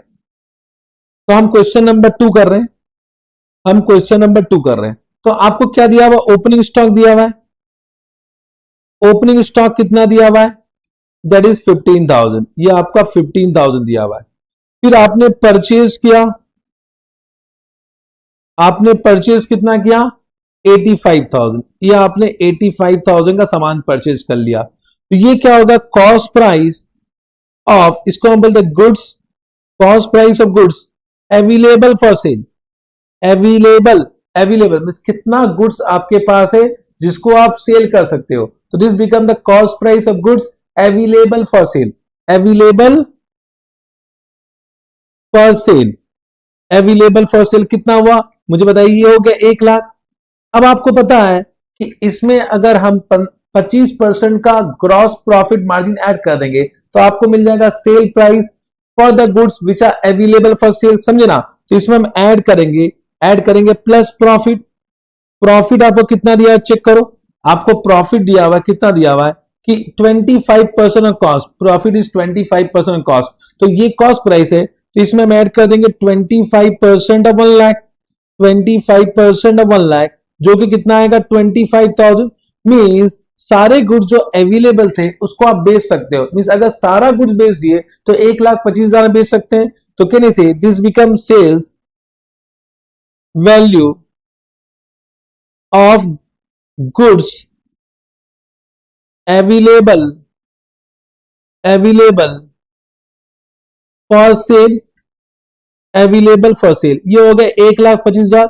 अब इसमें से कुछ गुड्स आपने बेच दिया, इसमें से आपने कितना बेच दिया, 1,05,000 का सामान बेच दिया। तो सारे गुड्स का सेल प्राइस कितना था, 1,25,000। इसमें से जो बेचा उसका वैल्यू कितना था, 1,05,000। मतलब जो बच गया उसका सेल प्राइस कितना है, तो आपको मिल जाएगा sales value of closing stock जो कि है 20,000। करेक्ट ना। तो अगर इसमें से माइनस कर दें, इसमें से माइनस कर दें सेल्स ड्यूरिंग द ईयर, इससे माइनस कर दे सेल्स ड्यूरिंग द ईयर, तो आपने कितना सामान बेच दिया, कितने में बेचा, 1,05,000 में बेचा। तो इसका मतलब जो बच गया वो आपका क्लोजिंग स्टॉक है, but at sales value, at sales value. तो what is the sales value, तो ये आ जाएगा sales value of what, closing stock, of closing stock. तो कितने का सामान बच गया, कितने का गुड्स बच गया जिसका सेल वैल्यू कितना है 20,000। अब इस 20,000 से आपको माइनस करना प्रॉफिट मार्जिन, तो आप बोलोगे less profit margin, less profit margin, समझे। प्रॉफिट मार्जिन माइनस करोगे, करेक्ट। अब आपका प्रॉफिट मार्जिन है 25% ऑफ कॉस्ट, लेकिन ये सेल प्राइस है। तो बचपन में आपने किया होगा कि भाई अगर 25% ऑफ कॉस्ट है, अगर मैं बोलता cost price is equal to 100, तो आपका प्रॉफिट कितना है 25, तो आपका सेल प्राइस कितना है 125। तो हम क्या बोलेंगे 25 बटा 100 is nothing but 25 बटा 125, मतलब दिस इज 25% ऑन कॉस्ट। तो 25 by 100 ऑफ कॉस्ट, तो ये हो गया 25 by 125 of sales, 25 by 125 of sales. तो जब आपको सेल प्राइस दिया हुआ है, जब आपको सेल प्राइस दिया हुआ है, आप 25% ऑफ कॉस्ट नहीं निकाल सकते हो, तो आपको प्रॉफिट मार्जिन निकालना पड़ेगा बेस्ड ऑन सेल्स। तो क्या मैं बोल सकता हूं, this is 25 by 125 of 20,000, of 20,000, तो ये कितना आ जाएगा देखो चेक करो, 20,000 इंटू 25 डिवाइड बाय 125, तो ये 4,000 आ जाएगा, 4,000। इसका मतलब आपका 20,000 में कितना प्रॉफिट है 4,000। तो आपका cost price of closing stock कितना आ गया, cost price of closing stock आ गया 16,000, 16,000। और चेक करो अगर 16,000 में आप 25% ऐड करोगे तो 4,000 ही होगा, मतलब इसका 25%, करेक्ट, इसका 25 बटा 125, 25 बटा 125 अगर आप परसेंटेज भी निकालोगे, अगर इसको परसेंटेज भी निकालोगे तो कितना आएगा 25 डिवाइड बाय 125, तो ये 20% ऑफ सेल्स है, ये 20% ऑफ सेल्स है और ये 25% ऑफ कॉस्ट है।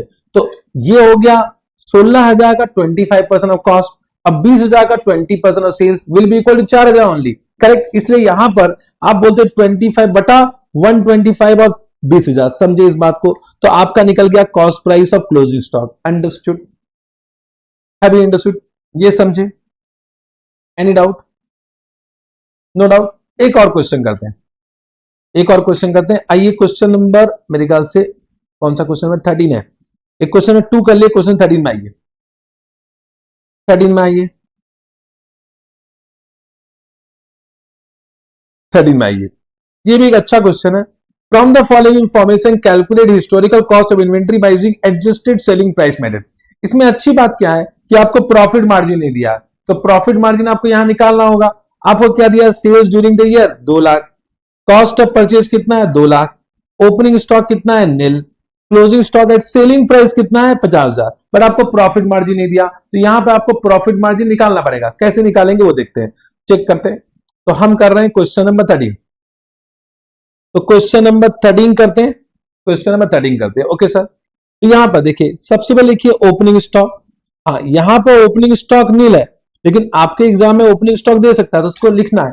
प्लस इसमें ऐड कर दो, इसमें ऐड कर दो कॉस्ट ऑफ परचेज। आपने ड्यूरिंग द ईयर कितना परचेज किया, तो आपने परचेज किया 2 लाख। इसका मतलब ये दोनों का जो सम टोटल होगा that is cost price of goods available for sale. तो अवेलेबल फॉर सेल जो है उसका कॉस्ट प्राइस कितना है 2 लाख। अंडरस्टूड। और इस 2 लाख को आप कितना बेच सकते हो, तो आप बोलोगे what is the sale price of goods which are available for sale. Available for sale तो कहने से आपने ड्यूरिंग द ईयर कुछ यूनिट बेच दिया और ड्यूरिंग द ईयर कुछ यूनिट अभी तक नहीं बेचा, दोनों का आपको सेल प्राइस दिया हुआ है। मतलब जो बेचा उसका सेल प्राइस कितना है 2 लाख, जो नहीं बेचा उसका सेल प्राइस कितना 50,000। मतलब जो टोटल सेल्स वैल्यू है वो 2,50,000 होगा। जो टोटल सेल्स वैल्यू मतलब जितना भी गुड्स अवेलेबल फॉर सेल है उसमें से कुछ बेचोगे और कुछ आपका क्लोजिंग स्टॉक होगा, तो उसका सेल प्राइस होगा that is nothing but cell price of goods available for sale. समझे ना। तो यहां पर कहने से this is nothing but 2 lakh plus 50,000, 2 lakh plus 50,000, तो ये हो गया 2,50,000। मींस अगर आप पूरा सामान बेच देते, जितना आपके पास अवेलेबल है उसको पूरा बेच देते, तो आपको प्रॉफिट कितने का होता, तो आपको प्रॉफिट होता 50,000 का प्रॉफिट होता, आपको 50,000 का प्रॉफिट होता। इसका मतलब 50,000 का प्रॉफिट किसमें हुआ 2,50,000 में हुआ, तो आपका प्रॉफिट मार्जिन कितना होगा, तो यहां से आप प्रॉफिट मार्जिन निकालोगे। तो profit margin is equal to 50,000 divided by 2,50,000 into 100। तो ये कितना है मुझे बताओ, 50,000 डिवाइड बाय 2,50,000 इंटू 100, तो ये हो गया 20% ऑफ सेल्स। ये लिखना 20% ऑफ सेल्स आपने कैलकुलेट किया है, क्योंकि आपने डिवाइड किया 2,50,000 से, आपने डिवाइड किया 2,50,000 से, तो ये हो गया 20% ऑफ सेल्स। करेक्ट। अब आपको प्रॉफिट मार्जिन मिल गया है, अब निकाल लोगे। कैसे निकालोगे मुझे बताओ, calculation of cost price of closing stock. तो अब बोलोगे what is the sales value of closing stock. तो sales value of closing stock कितना है 50,000। इसमें से माइनस करोगे प्रॉफिट मार्जिन, तो माइनस कर दो प्रॉफिट मार्जिन। तो प्रॉफिट माइनस करोगे वो कितना है 20% of sale price only, that is 50,000। तो इसका 10,000 प्रॉफिट इसमें इंक्लूडेड है। तो cost price of closing stock कितना हुआ, तो लिखो cost price of closing stock is equal to 40,000। ये आपका आ गया 40,000। Understood, have you understood. ये एक अच्छा क्वेश्चन हो सकता है एग्जाम में आ जाए, एमसीक्यू क्वेश्चन में आ जाए, या किसी प्रकार के से भी आ जाए। मतलब जस्ट ट्राई टू अंडरस्टैंड। यहां पर ये आपका क्लोजिंग स्टॉक है। मींस अगर आप ट्रेडिंग अकाउंट बनाओगे, सपोज आप ट्रेडिंग अकाउंट बनाते हो, ट्रेडिंग अकाउंट बना रहे हो, just try to understand. Trading account बना रहे हो तो आपका ओपनिंग स्टॉक कितना है, ओपनिंग स्टॉक नील दिया हुआ है। आपने परचेज कितने का किया, आपने परचेज किया 2 लाख का। आपने सेल कितने का कर लिया, आपने सेल किया 2 लाख का। और आपका जो क्लोजिंग स्टॉक है मुझे बताओ कॉस्ट प्राइस में आएगा या सेल प्राइस में आएगा, ऑफ कोर्स कॉस्ट प्राइस में आएगा। तो ये 40,000 आपका हो गया क्लोजिंग स्टॉक। तो यहां पर प्रॉफिट कितना है, तो प्रॉफिट अभी आप इसमें कमा रहे हो, अगर टोटल सारा बेच देते तो 50,000 का प्रॉफिट होता, लेकिन आपने सिर्फ ये बेचा है, तो इसमें प्रॉफिट कितने का हो रहा है 40,000 का प्रॉफिट हो रहा है। 40,000 का प्रॉफिट होगा ना, देखो इसका 20% कितना आएगा 40,000 होगा। तो अगर आप सारा सामान बेच देते, क्लोजिंग स्टॉक बेच देते, तो आपको 50,000 का प्रॉफिट होता, लेकिन अभी आपने क्लोजिंग स्टॉक तो बेचा नहीं, तो उसका प्रॉफिट को आप रिकॉग्नाइज नहीं कर सकते हो, करेक्ट ना। इसका मतलब आपने 2 लाख का सामान बेचा है, उसका प्रॉफिट कितना है? 40,000। आई hope you understood. Have you understood this point? एक और बेटर क्वेश्चन देता हूं मैं आपको, ठीक है ना। लिखिए बेटर क्वेश्चन, एग्जाम्पल लिखिए, एग्जाम्पल लिखिए, ठीक है ना। सपोज आपको ओपनिंग स्टॉक दिया हुआ है, opening stock at cost price आपको दिया 50,000, फिर आपको लिखा हुआ है परचेज प्राइस, परचेज प्राइस आपको दिया हुआ है 2,50,000, करेक्ट, अंडरस्टूड। फिर आपको लिखा हुआ जीएसटी इज 20%, 20%, तो 20% ऑफ 2,50,000 कितना आएगा? ये हुआ 50,000, 50,000। यहां लिखा हुआ है credit is available, credit is available मतलब क्या हुआ? ये रिफंडेबल है, तो रिफंडेबल है तो इसको ऐड नहीं करना है, समझे? Available, correct. फिर लिखा हुआ फ्रेट इनवर्ड, आपका कुछ ट्रांसपोर्टेशन कॉस्ट है, तो फ्रेट इनवर्ड लिखा हुआ है कितना? 20,000, ओके सर। फिर लिखा हुआ है कुछ loading and unloading, unloading charges, ये आपको दिया हुआ है, ये कितना दिया हुआ है? 10,000, गॉट दिस फाइन। फिर लिखा हुआ है sales during the year, sales during the year, sales during the year कितना दिया हुआ है?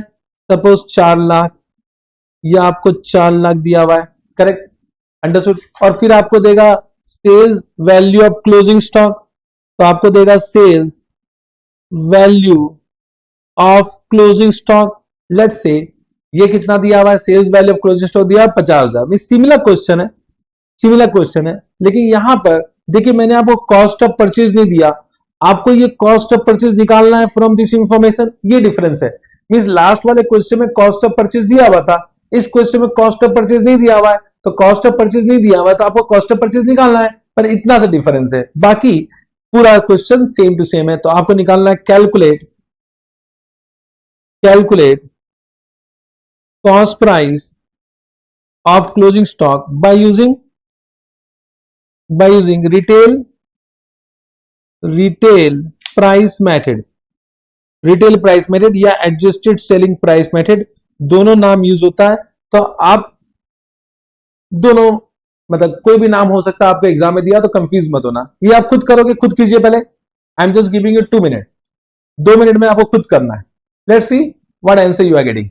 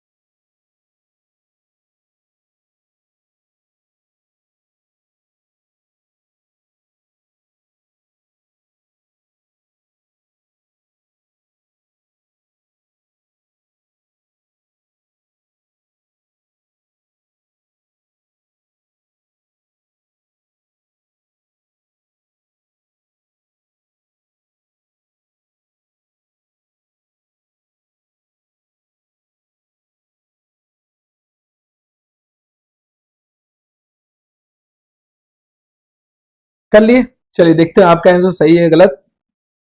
तो चलिए सोल्यूशन देखते हैं। सोल्यूशन, तो आपको ओपनिंग स्टॉक कितना दिया हुआ है? आपको ओपनिंग स्टॉक दिया हुआ है 50,000, इसके पहले वाला क्वेश्चन में ओपनिंग स्टॉक नील था, तो इसको ऐड करना है, करेक्ट।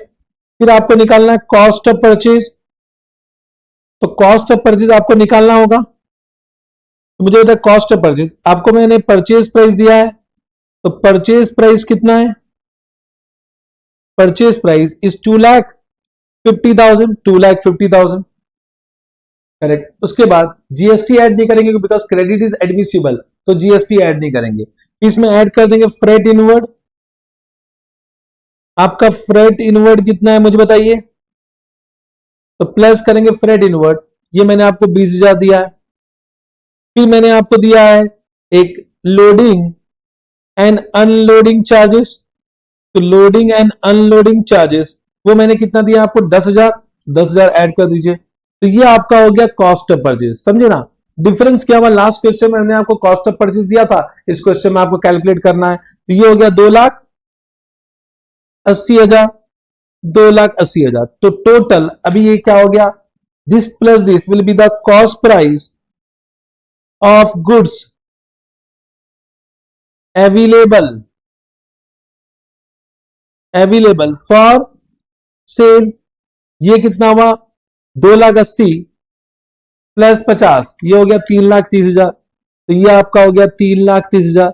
अब आपको देखना है कि इसको कितना में आप टोटली बेच सकते हो, तो आपको लिखना है sale price of goods available for sale, तो आपने ड्यूरिंग द ईयर सेल कितना किया 4 लाख, और जितना बच गया उसका सेल प्राइस कितना दिया हुआ है 50,000, sales price of closing stock means ये सारे गुड्स को आप बेच सकते हो 4,50,000 में, 4,50,000 में। इसका मतलब आपका टोटल प्रॉफिट कितना होता, आपका टोटल प्रॉफिट मींस सारा गुड्स बेच देते तो आपका टोटल प्रॉफिट होता कितने का बोलिए, तो ये हो गया 4,50,000 माइनस 3,30,000, तो ये हो गया 1,20,000, 1,20,000 का आपका टोटल प्रॉफिट होता।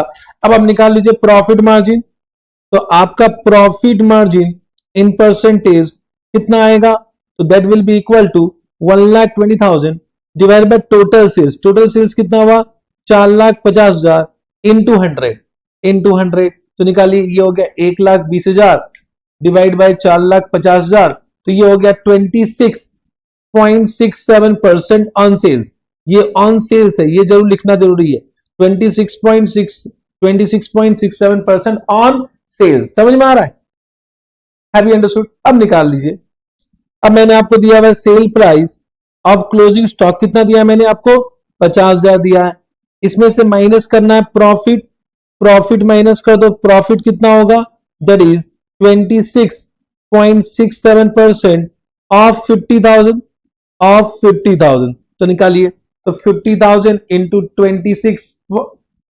50,000 इंटू 26.67%, ये कितना है 13,335, तो आपका cost price of closing stock कितना आ गया that is equal to 50,000 minus 13,335 that is equal to 36,665।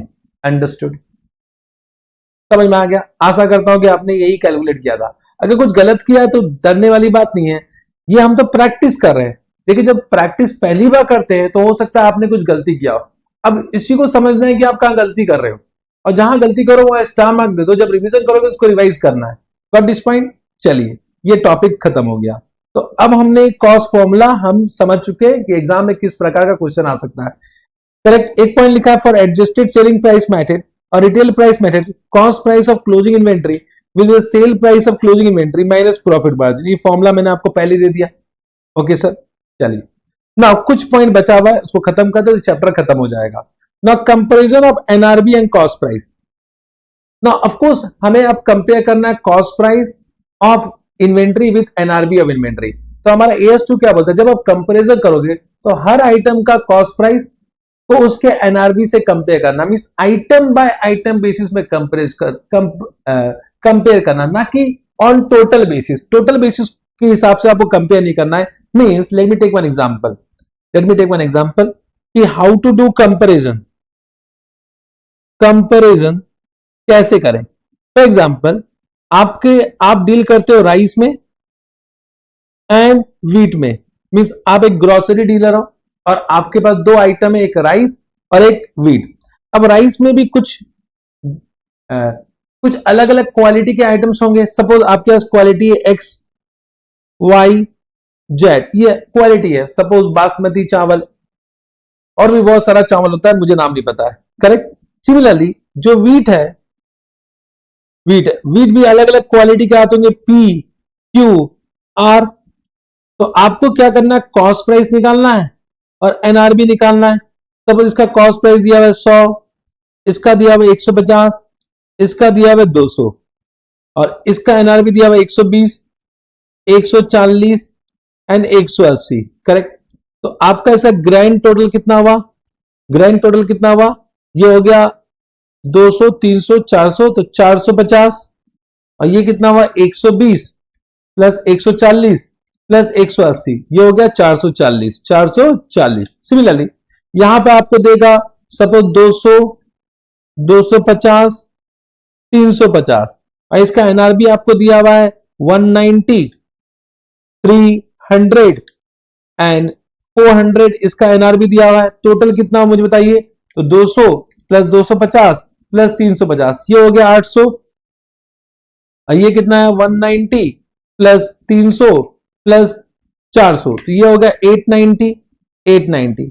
अब डाउट है कि कंपैरिजन कैसे करें। आपके पास दो तरीका है, या तो आप क्या करोगे, आइटम बाय आइटम बेसिस में करोगे, ठीक है ना।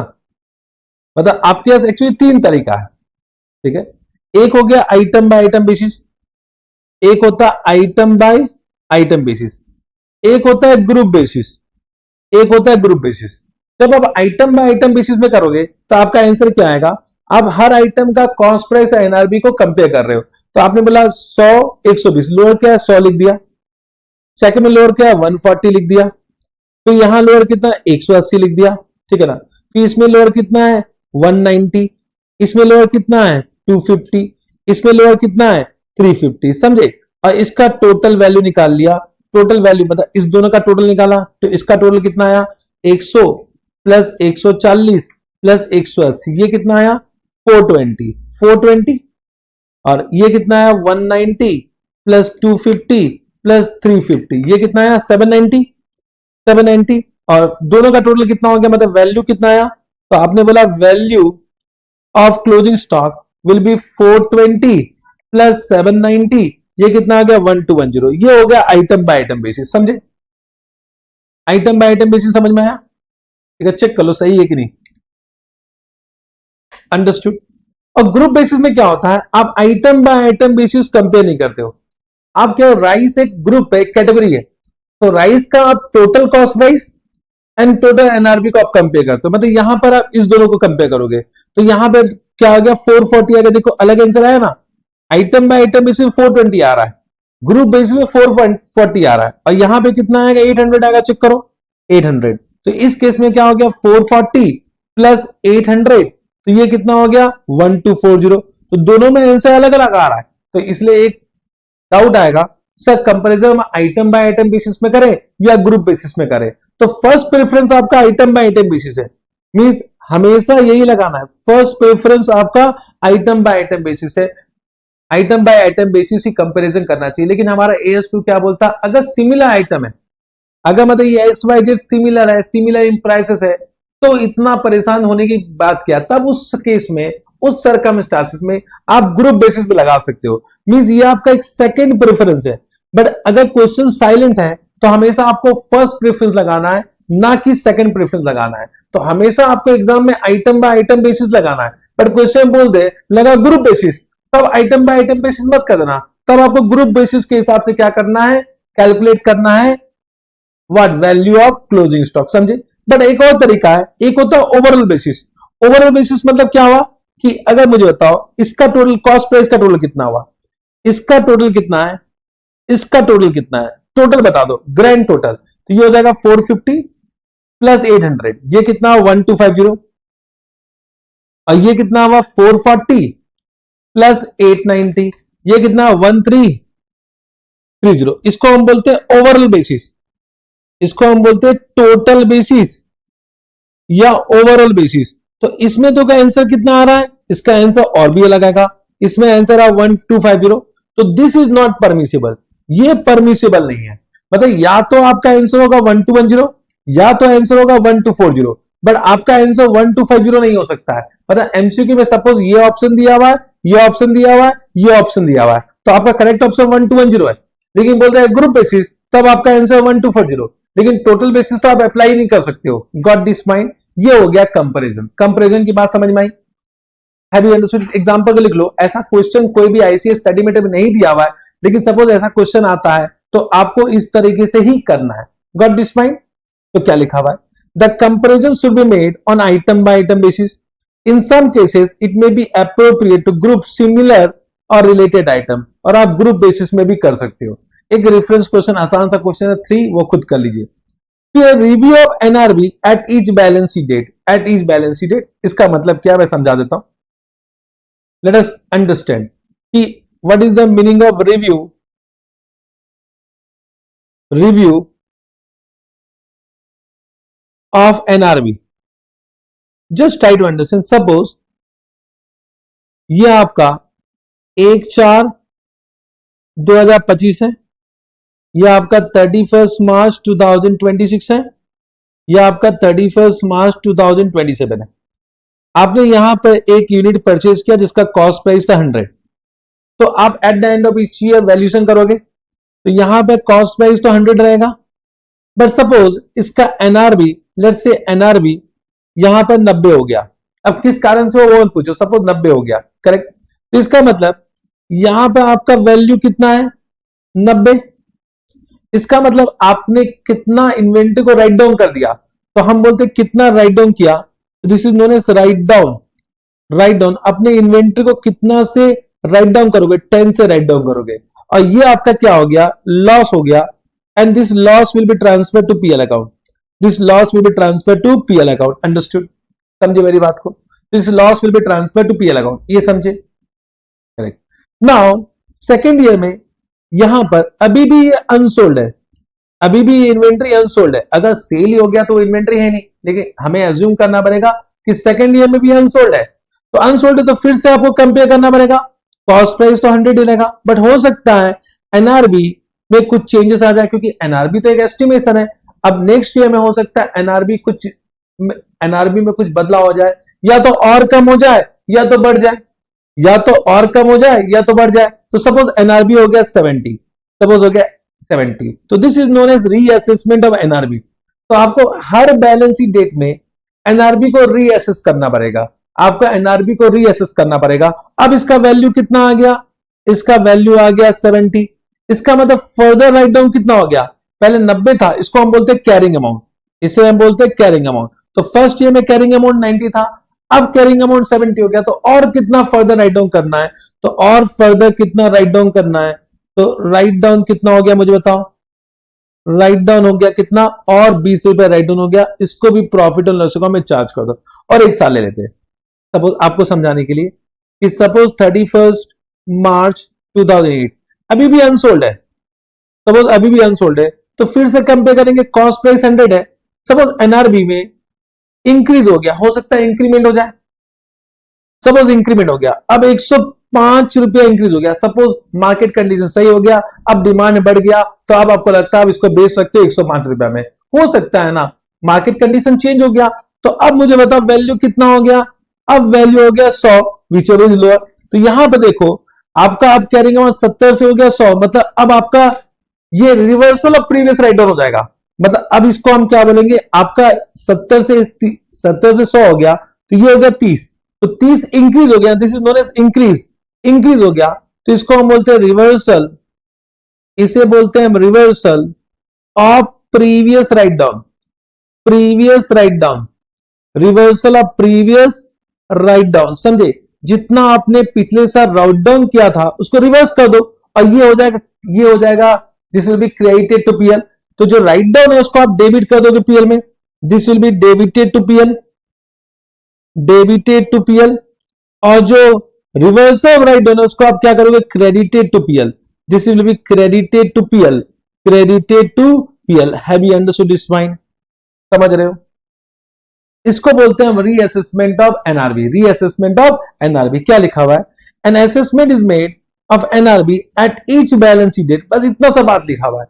ये तो मैंने आपको डिटेल में बता दिया, हालांकि ऐसा क्वेश्चन एग्जाम में नहीं आएगा, बट आपको पता होना चाहिए कि रीअसेसमेंट ऑफ एनआरबी का मतलब क्या होता है कि हर साल आप एनआरबी को रीअसेस करो, फिर कंपेयर करो कॉस्ट प्राइस से, और या तो वो फर्दर राइट डाउन हो जाएगा या जो आपने पिछले साल राइट डाउन किया था उसका रिवर्सल हो जाएगा, उसका रिवर्सल हो जाएगा। बट मैक्सिमम रिवर्सल कितना होगा, to the extent of previous write down, उससे ज्यादा तो आप रिवर्स कर ही नहीं सकते हो। तो पिछले साल देखो आपने 30 रुपया का राइट डाउन किया था, तो मैक्सिमम रिवर्सल कितना हो जाएगा, 30 रुपया का रिवर्सल हो सकता है, करेक्ट ना। क्योंकि मैंने देखो यहां पे लिखा है cost price, NRB is more then cost price, तो वैल्यूएशन तो 100 रुपया में होगा, वैल्यूएशन 105 में हो नहीं सकता है, बिकॉज हम विच एवर इज लोअर लेते हैं, विच एवर इज लोअर लेते हैं। Understood, got this point, got this point, correct ना। इतना बात समझे, हैव यू अंडरस्टूड। अब एक डाउट आपके मन में आएगा कि सर इसको हम अकाउंट फॉर कैसे करते हैं। मेरी बात समझो कि सपोज ओपनिंग स्टॉक आपके पास 1 लाख का है,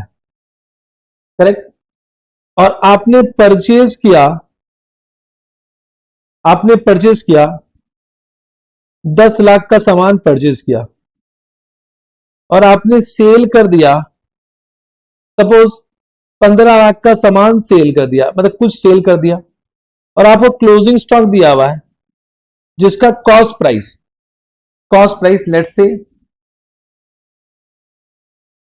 लेट्स से कॉस्ट प्राइस है 2,20,000, एक बार एजम्पशन लेते हैं, और इसका एनआरबी दिया हुआ है कितना, 1,80,000। इसका मतलब इसका वैल्यूएशन कितना होगा, इसका वैल्यू होगा 1,80,000। अब इसको आप प्रेजेंट कैसे करोगे अपने एसओपीएल में, तो जब आप बनाओगे SOPL, statement of profit and loss, अब हम वर्टिकल स्टेटमेंट बनाते हैं, अब हम ट्रेडिंग अकाउंट नहीं बनाते हैं। तो ये हम समझेंगे जब हम कंपनी फाइनल अकाउंट चैप्टर करेंगे, जहां पर फाइनेंशियल स्टेटमेंट करने वाले हैं। तो वहां पे हम सबसे पहले लिखते हैं रेवेन्यू। ये आप समझो कि हम कैसे लिख रहे हैं, ये बाद में आप समझ जाओगे जब हम क्या करेंगे, जब हम स्टेटमेंट करेंगे, समझे ना। तो रेवेन्यू, आपका रेवेन्यू मतलब सेल कितना है, सेल हुआ 15 लाख, ये 15 लाख है, सेल कितना है आपका 15 लाख है, करेक्ट। तो 15 लाख का सेल हुआ, करेक्ट। तो ये आपका हो गया टोटल इनकम, और तो कुछ इनकम दिया नहीं है मैंने आपको, तो ये आपका हो गया टोटल इनकम। इसको लिख लो, इसको हम वापस से समझेंगे जब हम फाइनेंशियल स्टेटमेंट में फॉर्मेट देखेंगे एसओपीएल का, ठीक है ना। तो ये 15 लाख हो गया, करेक्ट। फिर हम लिखते हैं एक्सपेंस, तो एक्सपेंस में क्या लिखते हैं हम, एक्सपेंस में लिखते हैं हम, क्या लिखते हैं, purchase of stock in trade. तो आपने परचेज किया ऑफ स्टॉक इन ट्रेड, तो कितना का परचेज किया आपने, 10 लाख का परचेज किया, करेक्ट। फिर लिखते हैं चेंजेस इन इन्वेंट्री, फिर लिखते हैं चेंजेस इन इन्वेंट्री। तो मुझे बताओ ओपनिंग स्टॉक कितना था, ओपनिंग स्टॉक 1 लाख का था, तो 1 लाख लिख दिए। और क्लोजिंग स्टॉक कितना है, तो क्लोजिंग स्टॉक अब लोगे लोअर, तो 1,80,000 लोगे, 1,80,000 लोगे, तो ये 1,80,000 लेना है, 1,80,000 लेना, समझे ना, विच एवर इज लोअर, समझे ना, got this point whatever I am saying. ये आपका हो गया 1,80,000। अब मुझे बताओ अगर closing stock is more then opening stock, तो आपका कॉस्ट ऑफ सेल्स बढ़ेगा कि घटेगा, मतलब समझ रहे हो ना। मींस इन सिंपल वर्ड, अगर आप ट्रेडिंग अकाउंट बना रहे हो, तो यहां बचपन में ओपनिंग स्टॉक लिखते थे, यहां परचेज लिखते थे, यहां क्लोजिंग स्टॉक लिखते थे, करेक्ट ना। तो ओपनिंग स्टॉक कितना हो गया आपका 1 लाख, आपने 1 लाख लिख दिया, परचेज आपका कितना है 10 लाख लिख दिया, और ये 1,80,000 लिख दिया ना। तो इसका मतलब ये आपका एक्सपेंस था, एक्सपेंस से 1,80,000 घटा रहे हो ना, तो इसका मतलब 1,80,000 आप अपने एक्सपेंस को कम कर रहे हो, तो उसको हम क्रेडिट साइड में लिखते थे। तो ये आपका हो गया कॉस्ट, टोटल एक्सपेंस, यही तो आपका टोटल एक्सपेंस है। मतलब अगर opening stock is less then closing stock, तो आपका एक्सपेंस कम होगा, अगर opening stock is more then closing stock, तो आपका एक्सपेंस ज्यादा होगा। तो अगर ये नेगेटिव आ रहा है तो इसको हमेशा नेगेटिव में लिखते हैं, इसका मतलब आपका ये दोनों मिला के हो गया कॉस्ट ऑफ सेल्स, ये आपका हो गया कॉस्ट ऑफ सेल्स। तो 10 लाख माइनस 80,000, मतलब आपका कॉस्ट ऑफ सेल्स कितना है, आपका कॉस्ट ऑफ सेल्स 9,20,000 है, 9,20,000, देखो उतना ही आता, 1 लाख प्लस 10 लाख माइनस 1,80,000 कितना हुआ, 1 लाख प्लस 10 लाख माइनस 1,80,000 करोगे तो कितना आ गया 9,20,000। ये भी कितना आ रहा है 9,20,000 ही आ रहा है। तो जब भी opening stock is less then closing stock, मतलब ये जो डिफरेंस नेगेटिव में आ रहा है तो नेगेटिव में लिखो, ये डिफरेंस अगर पॉजिटिव में आ रहा है तो पॉजिटिव में लिखो, समझे। तो ये आपका हो गया टोटल एक्सपेंस। टोटल एक्सपेंस कितना आया मुझे बताओ, टोटल एक्सपेंस कितना आया, तो टोटल एक्सपेंस आया 9,20,000। इसका मतलब आपका इनकम माइनस एक्सपेंस, आपका प्रॉफिट कितना आया, तो आपका प्रॉफिट आया कितना 15 लाख माइनस 9,20,000, यह हो गया 5,80,000। 5,80,000 का प्रॉफिट हो गया, समझे। एक्चुअली में just try to understand, actually में अगर प्रॉफिट देखो तो प्रॉफिट होना कितना चाहिए था, जस्ट ट्राई टू अंडरस्टैंड कि अगर ये राइट डाउन नहीं होता, अगर ये राइट डाउन नहीं होता तो आपने कितने का सामान बेच दिया, 1 लाख प्लस 10 लाख माइनस 2,20,000। तो 1 लाख प्लस 10 लाख माइनस 2,20,000, मतलब आपने 8,80,000 का सामान बेचा ना। आपने 8 lakh 1 lakh opening stock plus purchase minus cost price of closing stock, ये कितना रहा 8,80,000। मतलब अगर 15 लाख का सेल है और आपका कॉस्ट ऑफ सेल्स 8,80,000 है, मतलब एक्चुअली प्रॉफिट कितना है, तो आप देखो 15 लाख माइनस 8,80,000, तो आपका प्रॉफिट है 6,20,000 का प्रॉफिट है। बट यहां पर आपका देखिए इन्वेंट्री में एक लॉस हो गया, क्योंकि यहां पर उसको एनआरबी में आपने रिकॉर्ड किया है, तो ये आपका देखो 40,000 का यहां से लॉस हुआ, तो एक 40,000 का यहां पर लॉस भी है, ये loss due to write down of NRB. तो 6,20,000 माइनस 40,000, तो ये एक्चुअली क्या हुआ कि 6,20,000 का प्रॉफिट था, बट एक लॉस हो गया किसका, 40,000 का लॉस हो गया, तो अल्टीमेटली क्या हो गया 5,80,000 का प्रॉफिट आ गया। तो ये ऑटोमेटिकली एडजस्ट हो जाता है।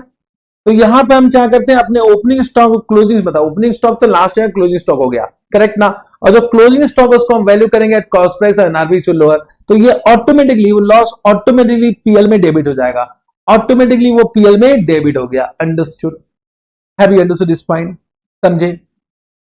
ये प्रेजेंटेशन समझ में आया, इसको वापस से हम डिस्कस करेंगे जब हम कंपनी फाइनेंशियल स्टेटमेंट करेंगे, वहां पे मैं आपको यही फॉर्मेट बताने वाला हूं। ओके सर, ये समझ में आ गया।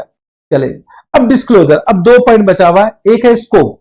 सबसे पहला पॉइंट स्कोप मींस ये चैप्टर किसको किसको एप्लीकेबल नहीं है, तो हो सकता है AS2 बहुत सारे इन्वेंट्री को एप्लीकेबल नहीं है, तो इसको स्कोप डाउन कर दिया जाता है, क्योंकि वो कहीं और कवर्ड है, कोई और किसी और अकाउंटिंग स्टेटमेंट कवर है। तो क्या क्या एप्लीकेबल नहीं है, work in progress arising under construction contract. तो जब भी आप कोई चीज कंस्ट्रक्शन करते हो, आप बिल्डिंग कंस्ट्रक्ट कर रहे हो, तो दैट बिल्डिंग जो आप कंस्ट्रक्ट कर रहे हो वो भी तो आपका क्या हो गया, एक इन्वेंट्री हो गया, करेक्ट ना।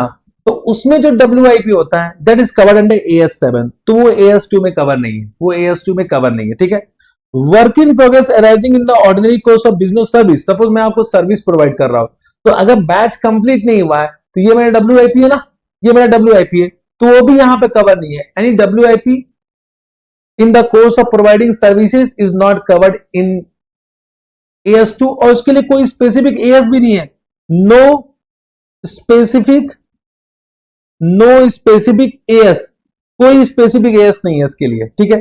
फिर shares debentures and other financial instrument held as stock in trade, suppose आप इक्विटी शेयर खरीदते बेचते हो, आपने इक्विटी शेयर खरीदा बेचा, तो कहने से ये आपका ऑर्डिनरी कोर्स ऑफ बिजनेस है, लेकिन उसका वैल्यूएशन हम AS2 के हिसाब से नहीं करते हैं, इसका वैल्यूएशन करेंगे हम AS13 के हिसाब से करेंगे, coming soon in your life, ठीक है।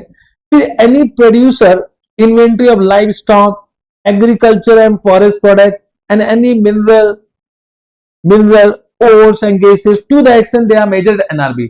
मींस सपोज कोई आपके पास एनिमल है, लाइव स्टॉक मींस एनिमल, तो एनिमल है, लिविंग एनिमल, या कोई एग्रीकल्चर प्रोड्यूस है, एग्रीकल्चर प्रोड्यूस मींस आप फार्मिंग करते हो, एग्रीकल्चर करते हो, तो वहां पे एग्रीकल्चर प्रोड्यूस होता है।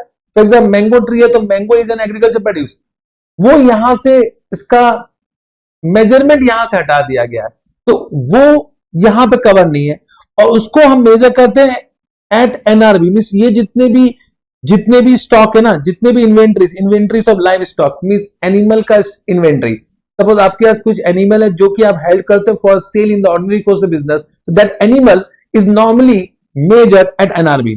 Agriculture and forest product is normally measured at NRB। कुछ नेचुरल रिसोर्सेज उसको हम नॉर्मली मेजर करते हैं एनआरबी, तो उसमें कॉस्ट प्राइस निकालना बहुत मुश्किल होता है, तो एक एक्सेप्शन दिया गया है कि उसको कॉस्ट प्राइस और एनआरबी विच लोअर में करने की जरूरत नहीं है, उसको मेजर करो एट एनआरबी, समझे ना। तो ये यहां से एक्सक्लूडेड है, समझ में आ गया, स्कोप समझ में आ गया। हो सकता है एमसीक्यू में ऐसा क्वेश्चन आ जाए, लेकिन पूछने की चांसेस कम है, बट फिर भी पढ़ के जाना, समझे। अब डिस्क्लोजर क्या क्या देना, डिस्क्लोजर एज पर AS2 आपको इन्वेंट्री के लिए क्या क्या डिस्क्लोजर करना है। तो the accounting policy adopted in measuring inventory means accounting policy क्या है, कॉस्ट प्राइस और NRV whichever is lower, ये आपका अकाउंटिंग पॉलिसी है। द कॉस्ट फॉर्मूला यूज, कौन सा फॉर्मूला यूज कर रहे हो, फीफो कर रहे हो, वेटेड एवरेज प्राइस मेथड कर रहे हो, या स्पेसिफिक आइडेंटिफिकेशन मेथड कर रहे हो, या हमने पढ़ा एडजस्टेड सेलिंग प्राइस मेथड कर रहे हो, या स्टैंडर्ड कॉस्टिंग कर रहे हो, जो भी फॉर्मूला यूज कर रहे हो उसको आपको डिस्क्लोज करना है। The total carrying amount inventory together with classification appropriate to the entity, तो आपको total carrying amount inventory classification wise बताना है कि क्लासिफिकेशन वाइज उसका कैरिंग अमाउंट क्या। कैरिंग अमाउंट का मतलब क्या हुआ, the amount at which it is carried in the balance sheet, इस बैलेंस शीट में उस इन्वेंट्री को कौन से अमाउंट में कैरी कर रहे हो उसको हम कैरिंग अमाउंट बोलते हैं। तो that is nothing but cost price NRB which is lower, वही होगा। तो कॉमन क्लासिफिकेशन क्या है, raw material, WIP, finish goods, stock in trade, store and spares, loose to, इसे हम डिस्कस करेंगे, इसे हम डिस्कस करेंगे AS10 में, लिख लो रिफर AS10। ये अभी हमने डिस्कस नहीं किया, store and spares and loose tool, तो इसके बारे में हम कहां बात करेंगे, AS10 में बात करेंगे। अभी हमने इसके बारे में नहीं किया, बट रॉ मटेरियल आपको समझ में आ गया, WIP समझ में आ गया, फिनिश गुड समझ में आ गया, स्टॉक इन ट्रेड में समझ में आ गया, अंडरस्टूड, समझ गए। तो ये आपका AS2 कंप्लीट हो गया, चलेगा। अब जितने भी क्वेश्चन बच गए ना वो आपके होमवर्क हो गए, एक ही क्वेश्चन में डाउट आ सकता है, वो क्वेश्चन करेंगे, ठीक है ना। मतलब जितना भी क्वेश्चन है स्टार्टिंग से आते हैं, स्टार्टिंग से आते हैं, ये आप एमसीक्यूज खुद कर लेना। एक काम करते हैं एमसीक्यूज मैं ही करवा देता हूं। Which item inventory is under the scope of AS2, अभी तो किया। WIP arising under construction contract, not. Raw material yes, shares and debenture no, debentures no, तो आपका आंसर होगा ऑप्शन नंबर बी। ये चेक कर लेना, हो सकता है कुछ टाइपो मिस्टेक हो तो यहां पे गलती लिखा हो, ऑप्शन नंबर 20 करें। Material other supplies held for use in the production of inventory are not written down below cost if the finished product in which they will be incorporated are expected to be sold। तो ये मैंने बताया raw materials will be valued at cost price, correct ना। if the finished goods are expected to be sold at profit means expected sold either equal to or more than cost price, तो sold at or above cost price, तो यही से होगा sold at or above cost price, option number A is correct, option number A is correct, okay sir. तो लिखा all of the following cost are excluded while computing value of inventory except, तो किसको exclude नहीं करना ये पूछा है, तो सेलिंग एंड डिस्ट्रीब्यूशन एक्सक्लूड करना है। Allocated fixed overhead based on normal capacity, इसको एक्सक्लूड नहीं करना है, इसको एक्सक्लूड नहीं करना। एबनॉर्मल लॉस को एक्सक्लूड करना है। Storage cost which is necessary part of production process, storage cost which is necessary part of production, इसको भी एक्सक्लूड नहीं करना है। तो allocated fixed overhead based on normal capacity, मतलब यहां पर तो मेरे ख्याल से ऑप्शन नंबर बी। तो यहां पे क्या लिखा ना, storage cost which is necessary, which is लिखना इसमें होना चाहिए विच is not necessary, which is not necessary part of production process, that is not covered, समझे ना।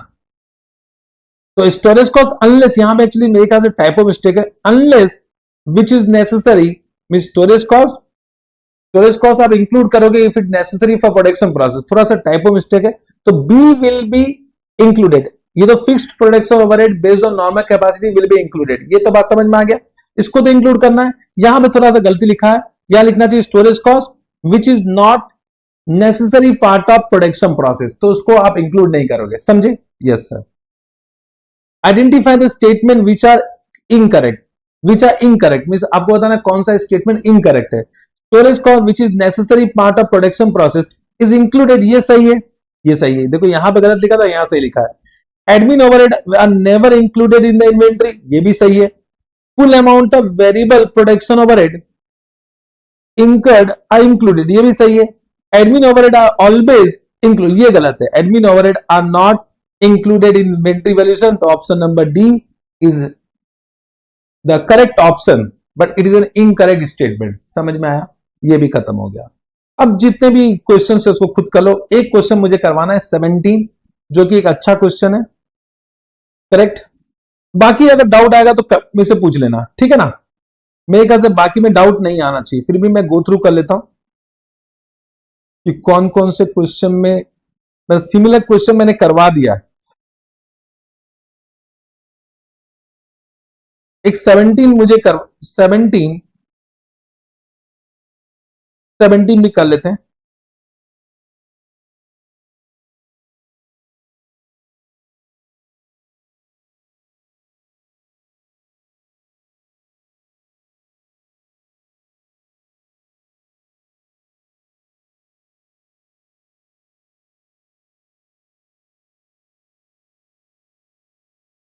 एक क्वेश्चन था वो कहां चला गया, 1 मिनट।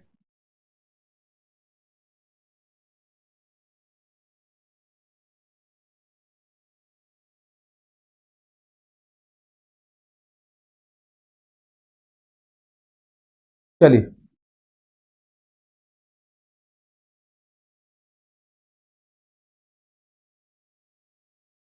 चलिए 17 तो कहते हैं।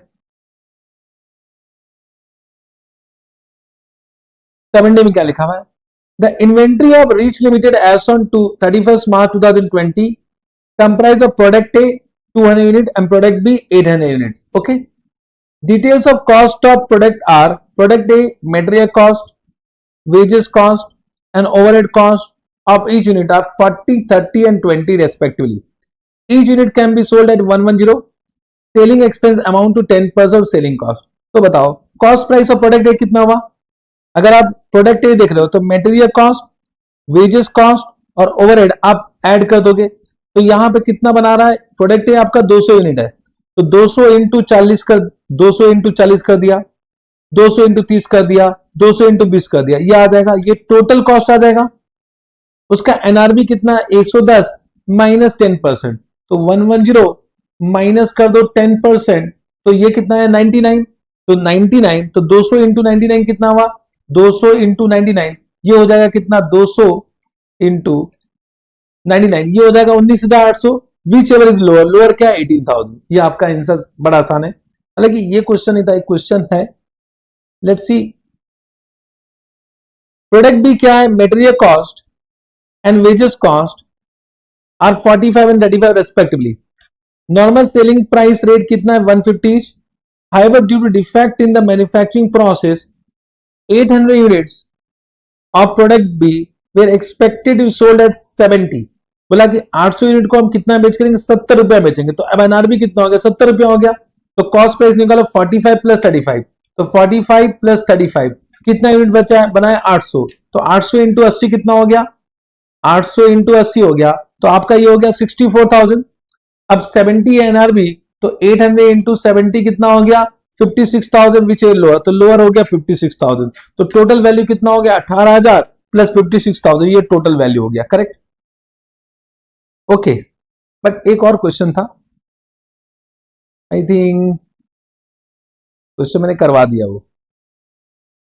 चलिए ये क्वेश्चन करवा दिया, ये भी क्वेश्चन करवा दिया, ये भी क्वेश्चन करवा दिया, ये क्वेश्चन आप खुद कर लोगे, ये क्वेश्चन करवा दिया, ये भी खुद कर लोगे, ये एक बार खुद कर लेना। ओके, ये भी आप खुद कर लोगे, ऐसा सिमिलर क्वेश्चन हमने किया है, ये भी आसान है, खुद कर लोगे। बाकी सारा क्वेश्चन खुद कर लोगे, ठीक है। तो ये इस प्रकार से आपका AS2 कंप्लीट हो गया। तो AS2 कंप्लीट हो गया, तो आज इतना ही करते हैं। अब रिवाइज करके आइएगा, कल हम एक नया चैप्टर स्टार्ट करेंगे। AS2 आपका खत्म हो चुका है, तो पहला अकाउंटिंग स्टैंडर्ड आपके जीवन का खत्म हो चुका है, AS2, correct. Hope you have understood. इसको रिवाइज करना जरूरी है, जल्दी जल्दी फटाफट सारे क्वेश्चंस कर लीजिए। कल एक नए अकाउंटिंग स्टैंडर्ड के साथ मिलेंगे, तब तक के लिए अपना ख्याल रखिए, पढ़ते रहिए और हंसते रहिए। Bye bye. Okay, bye bye.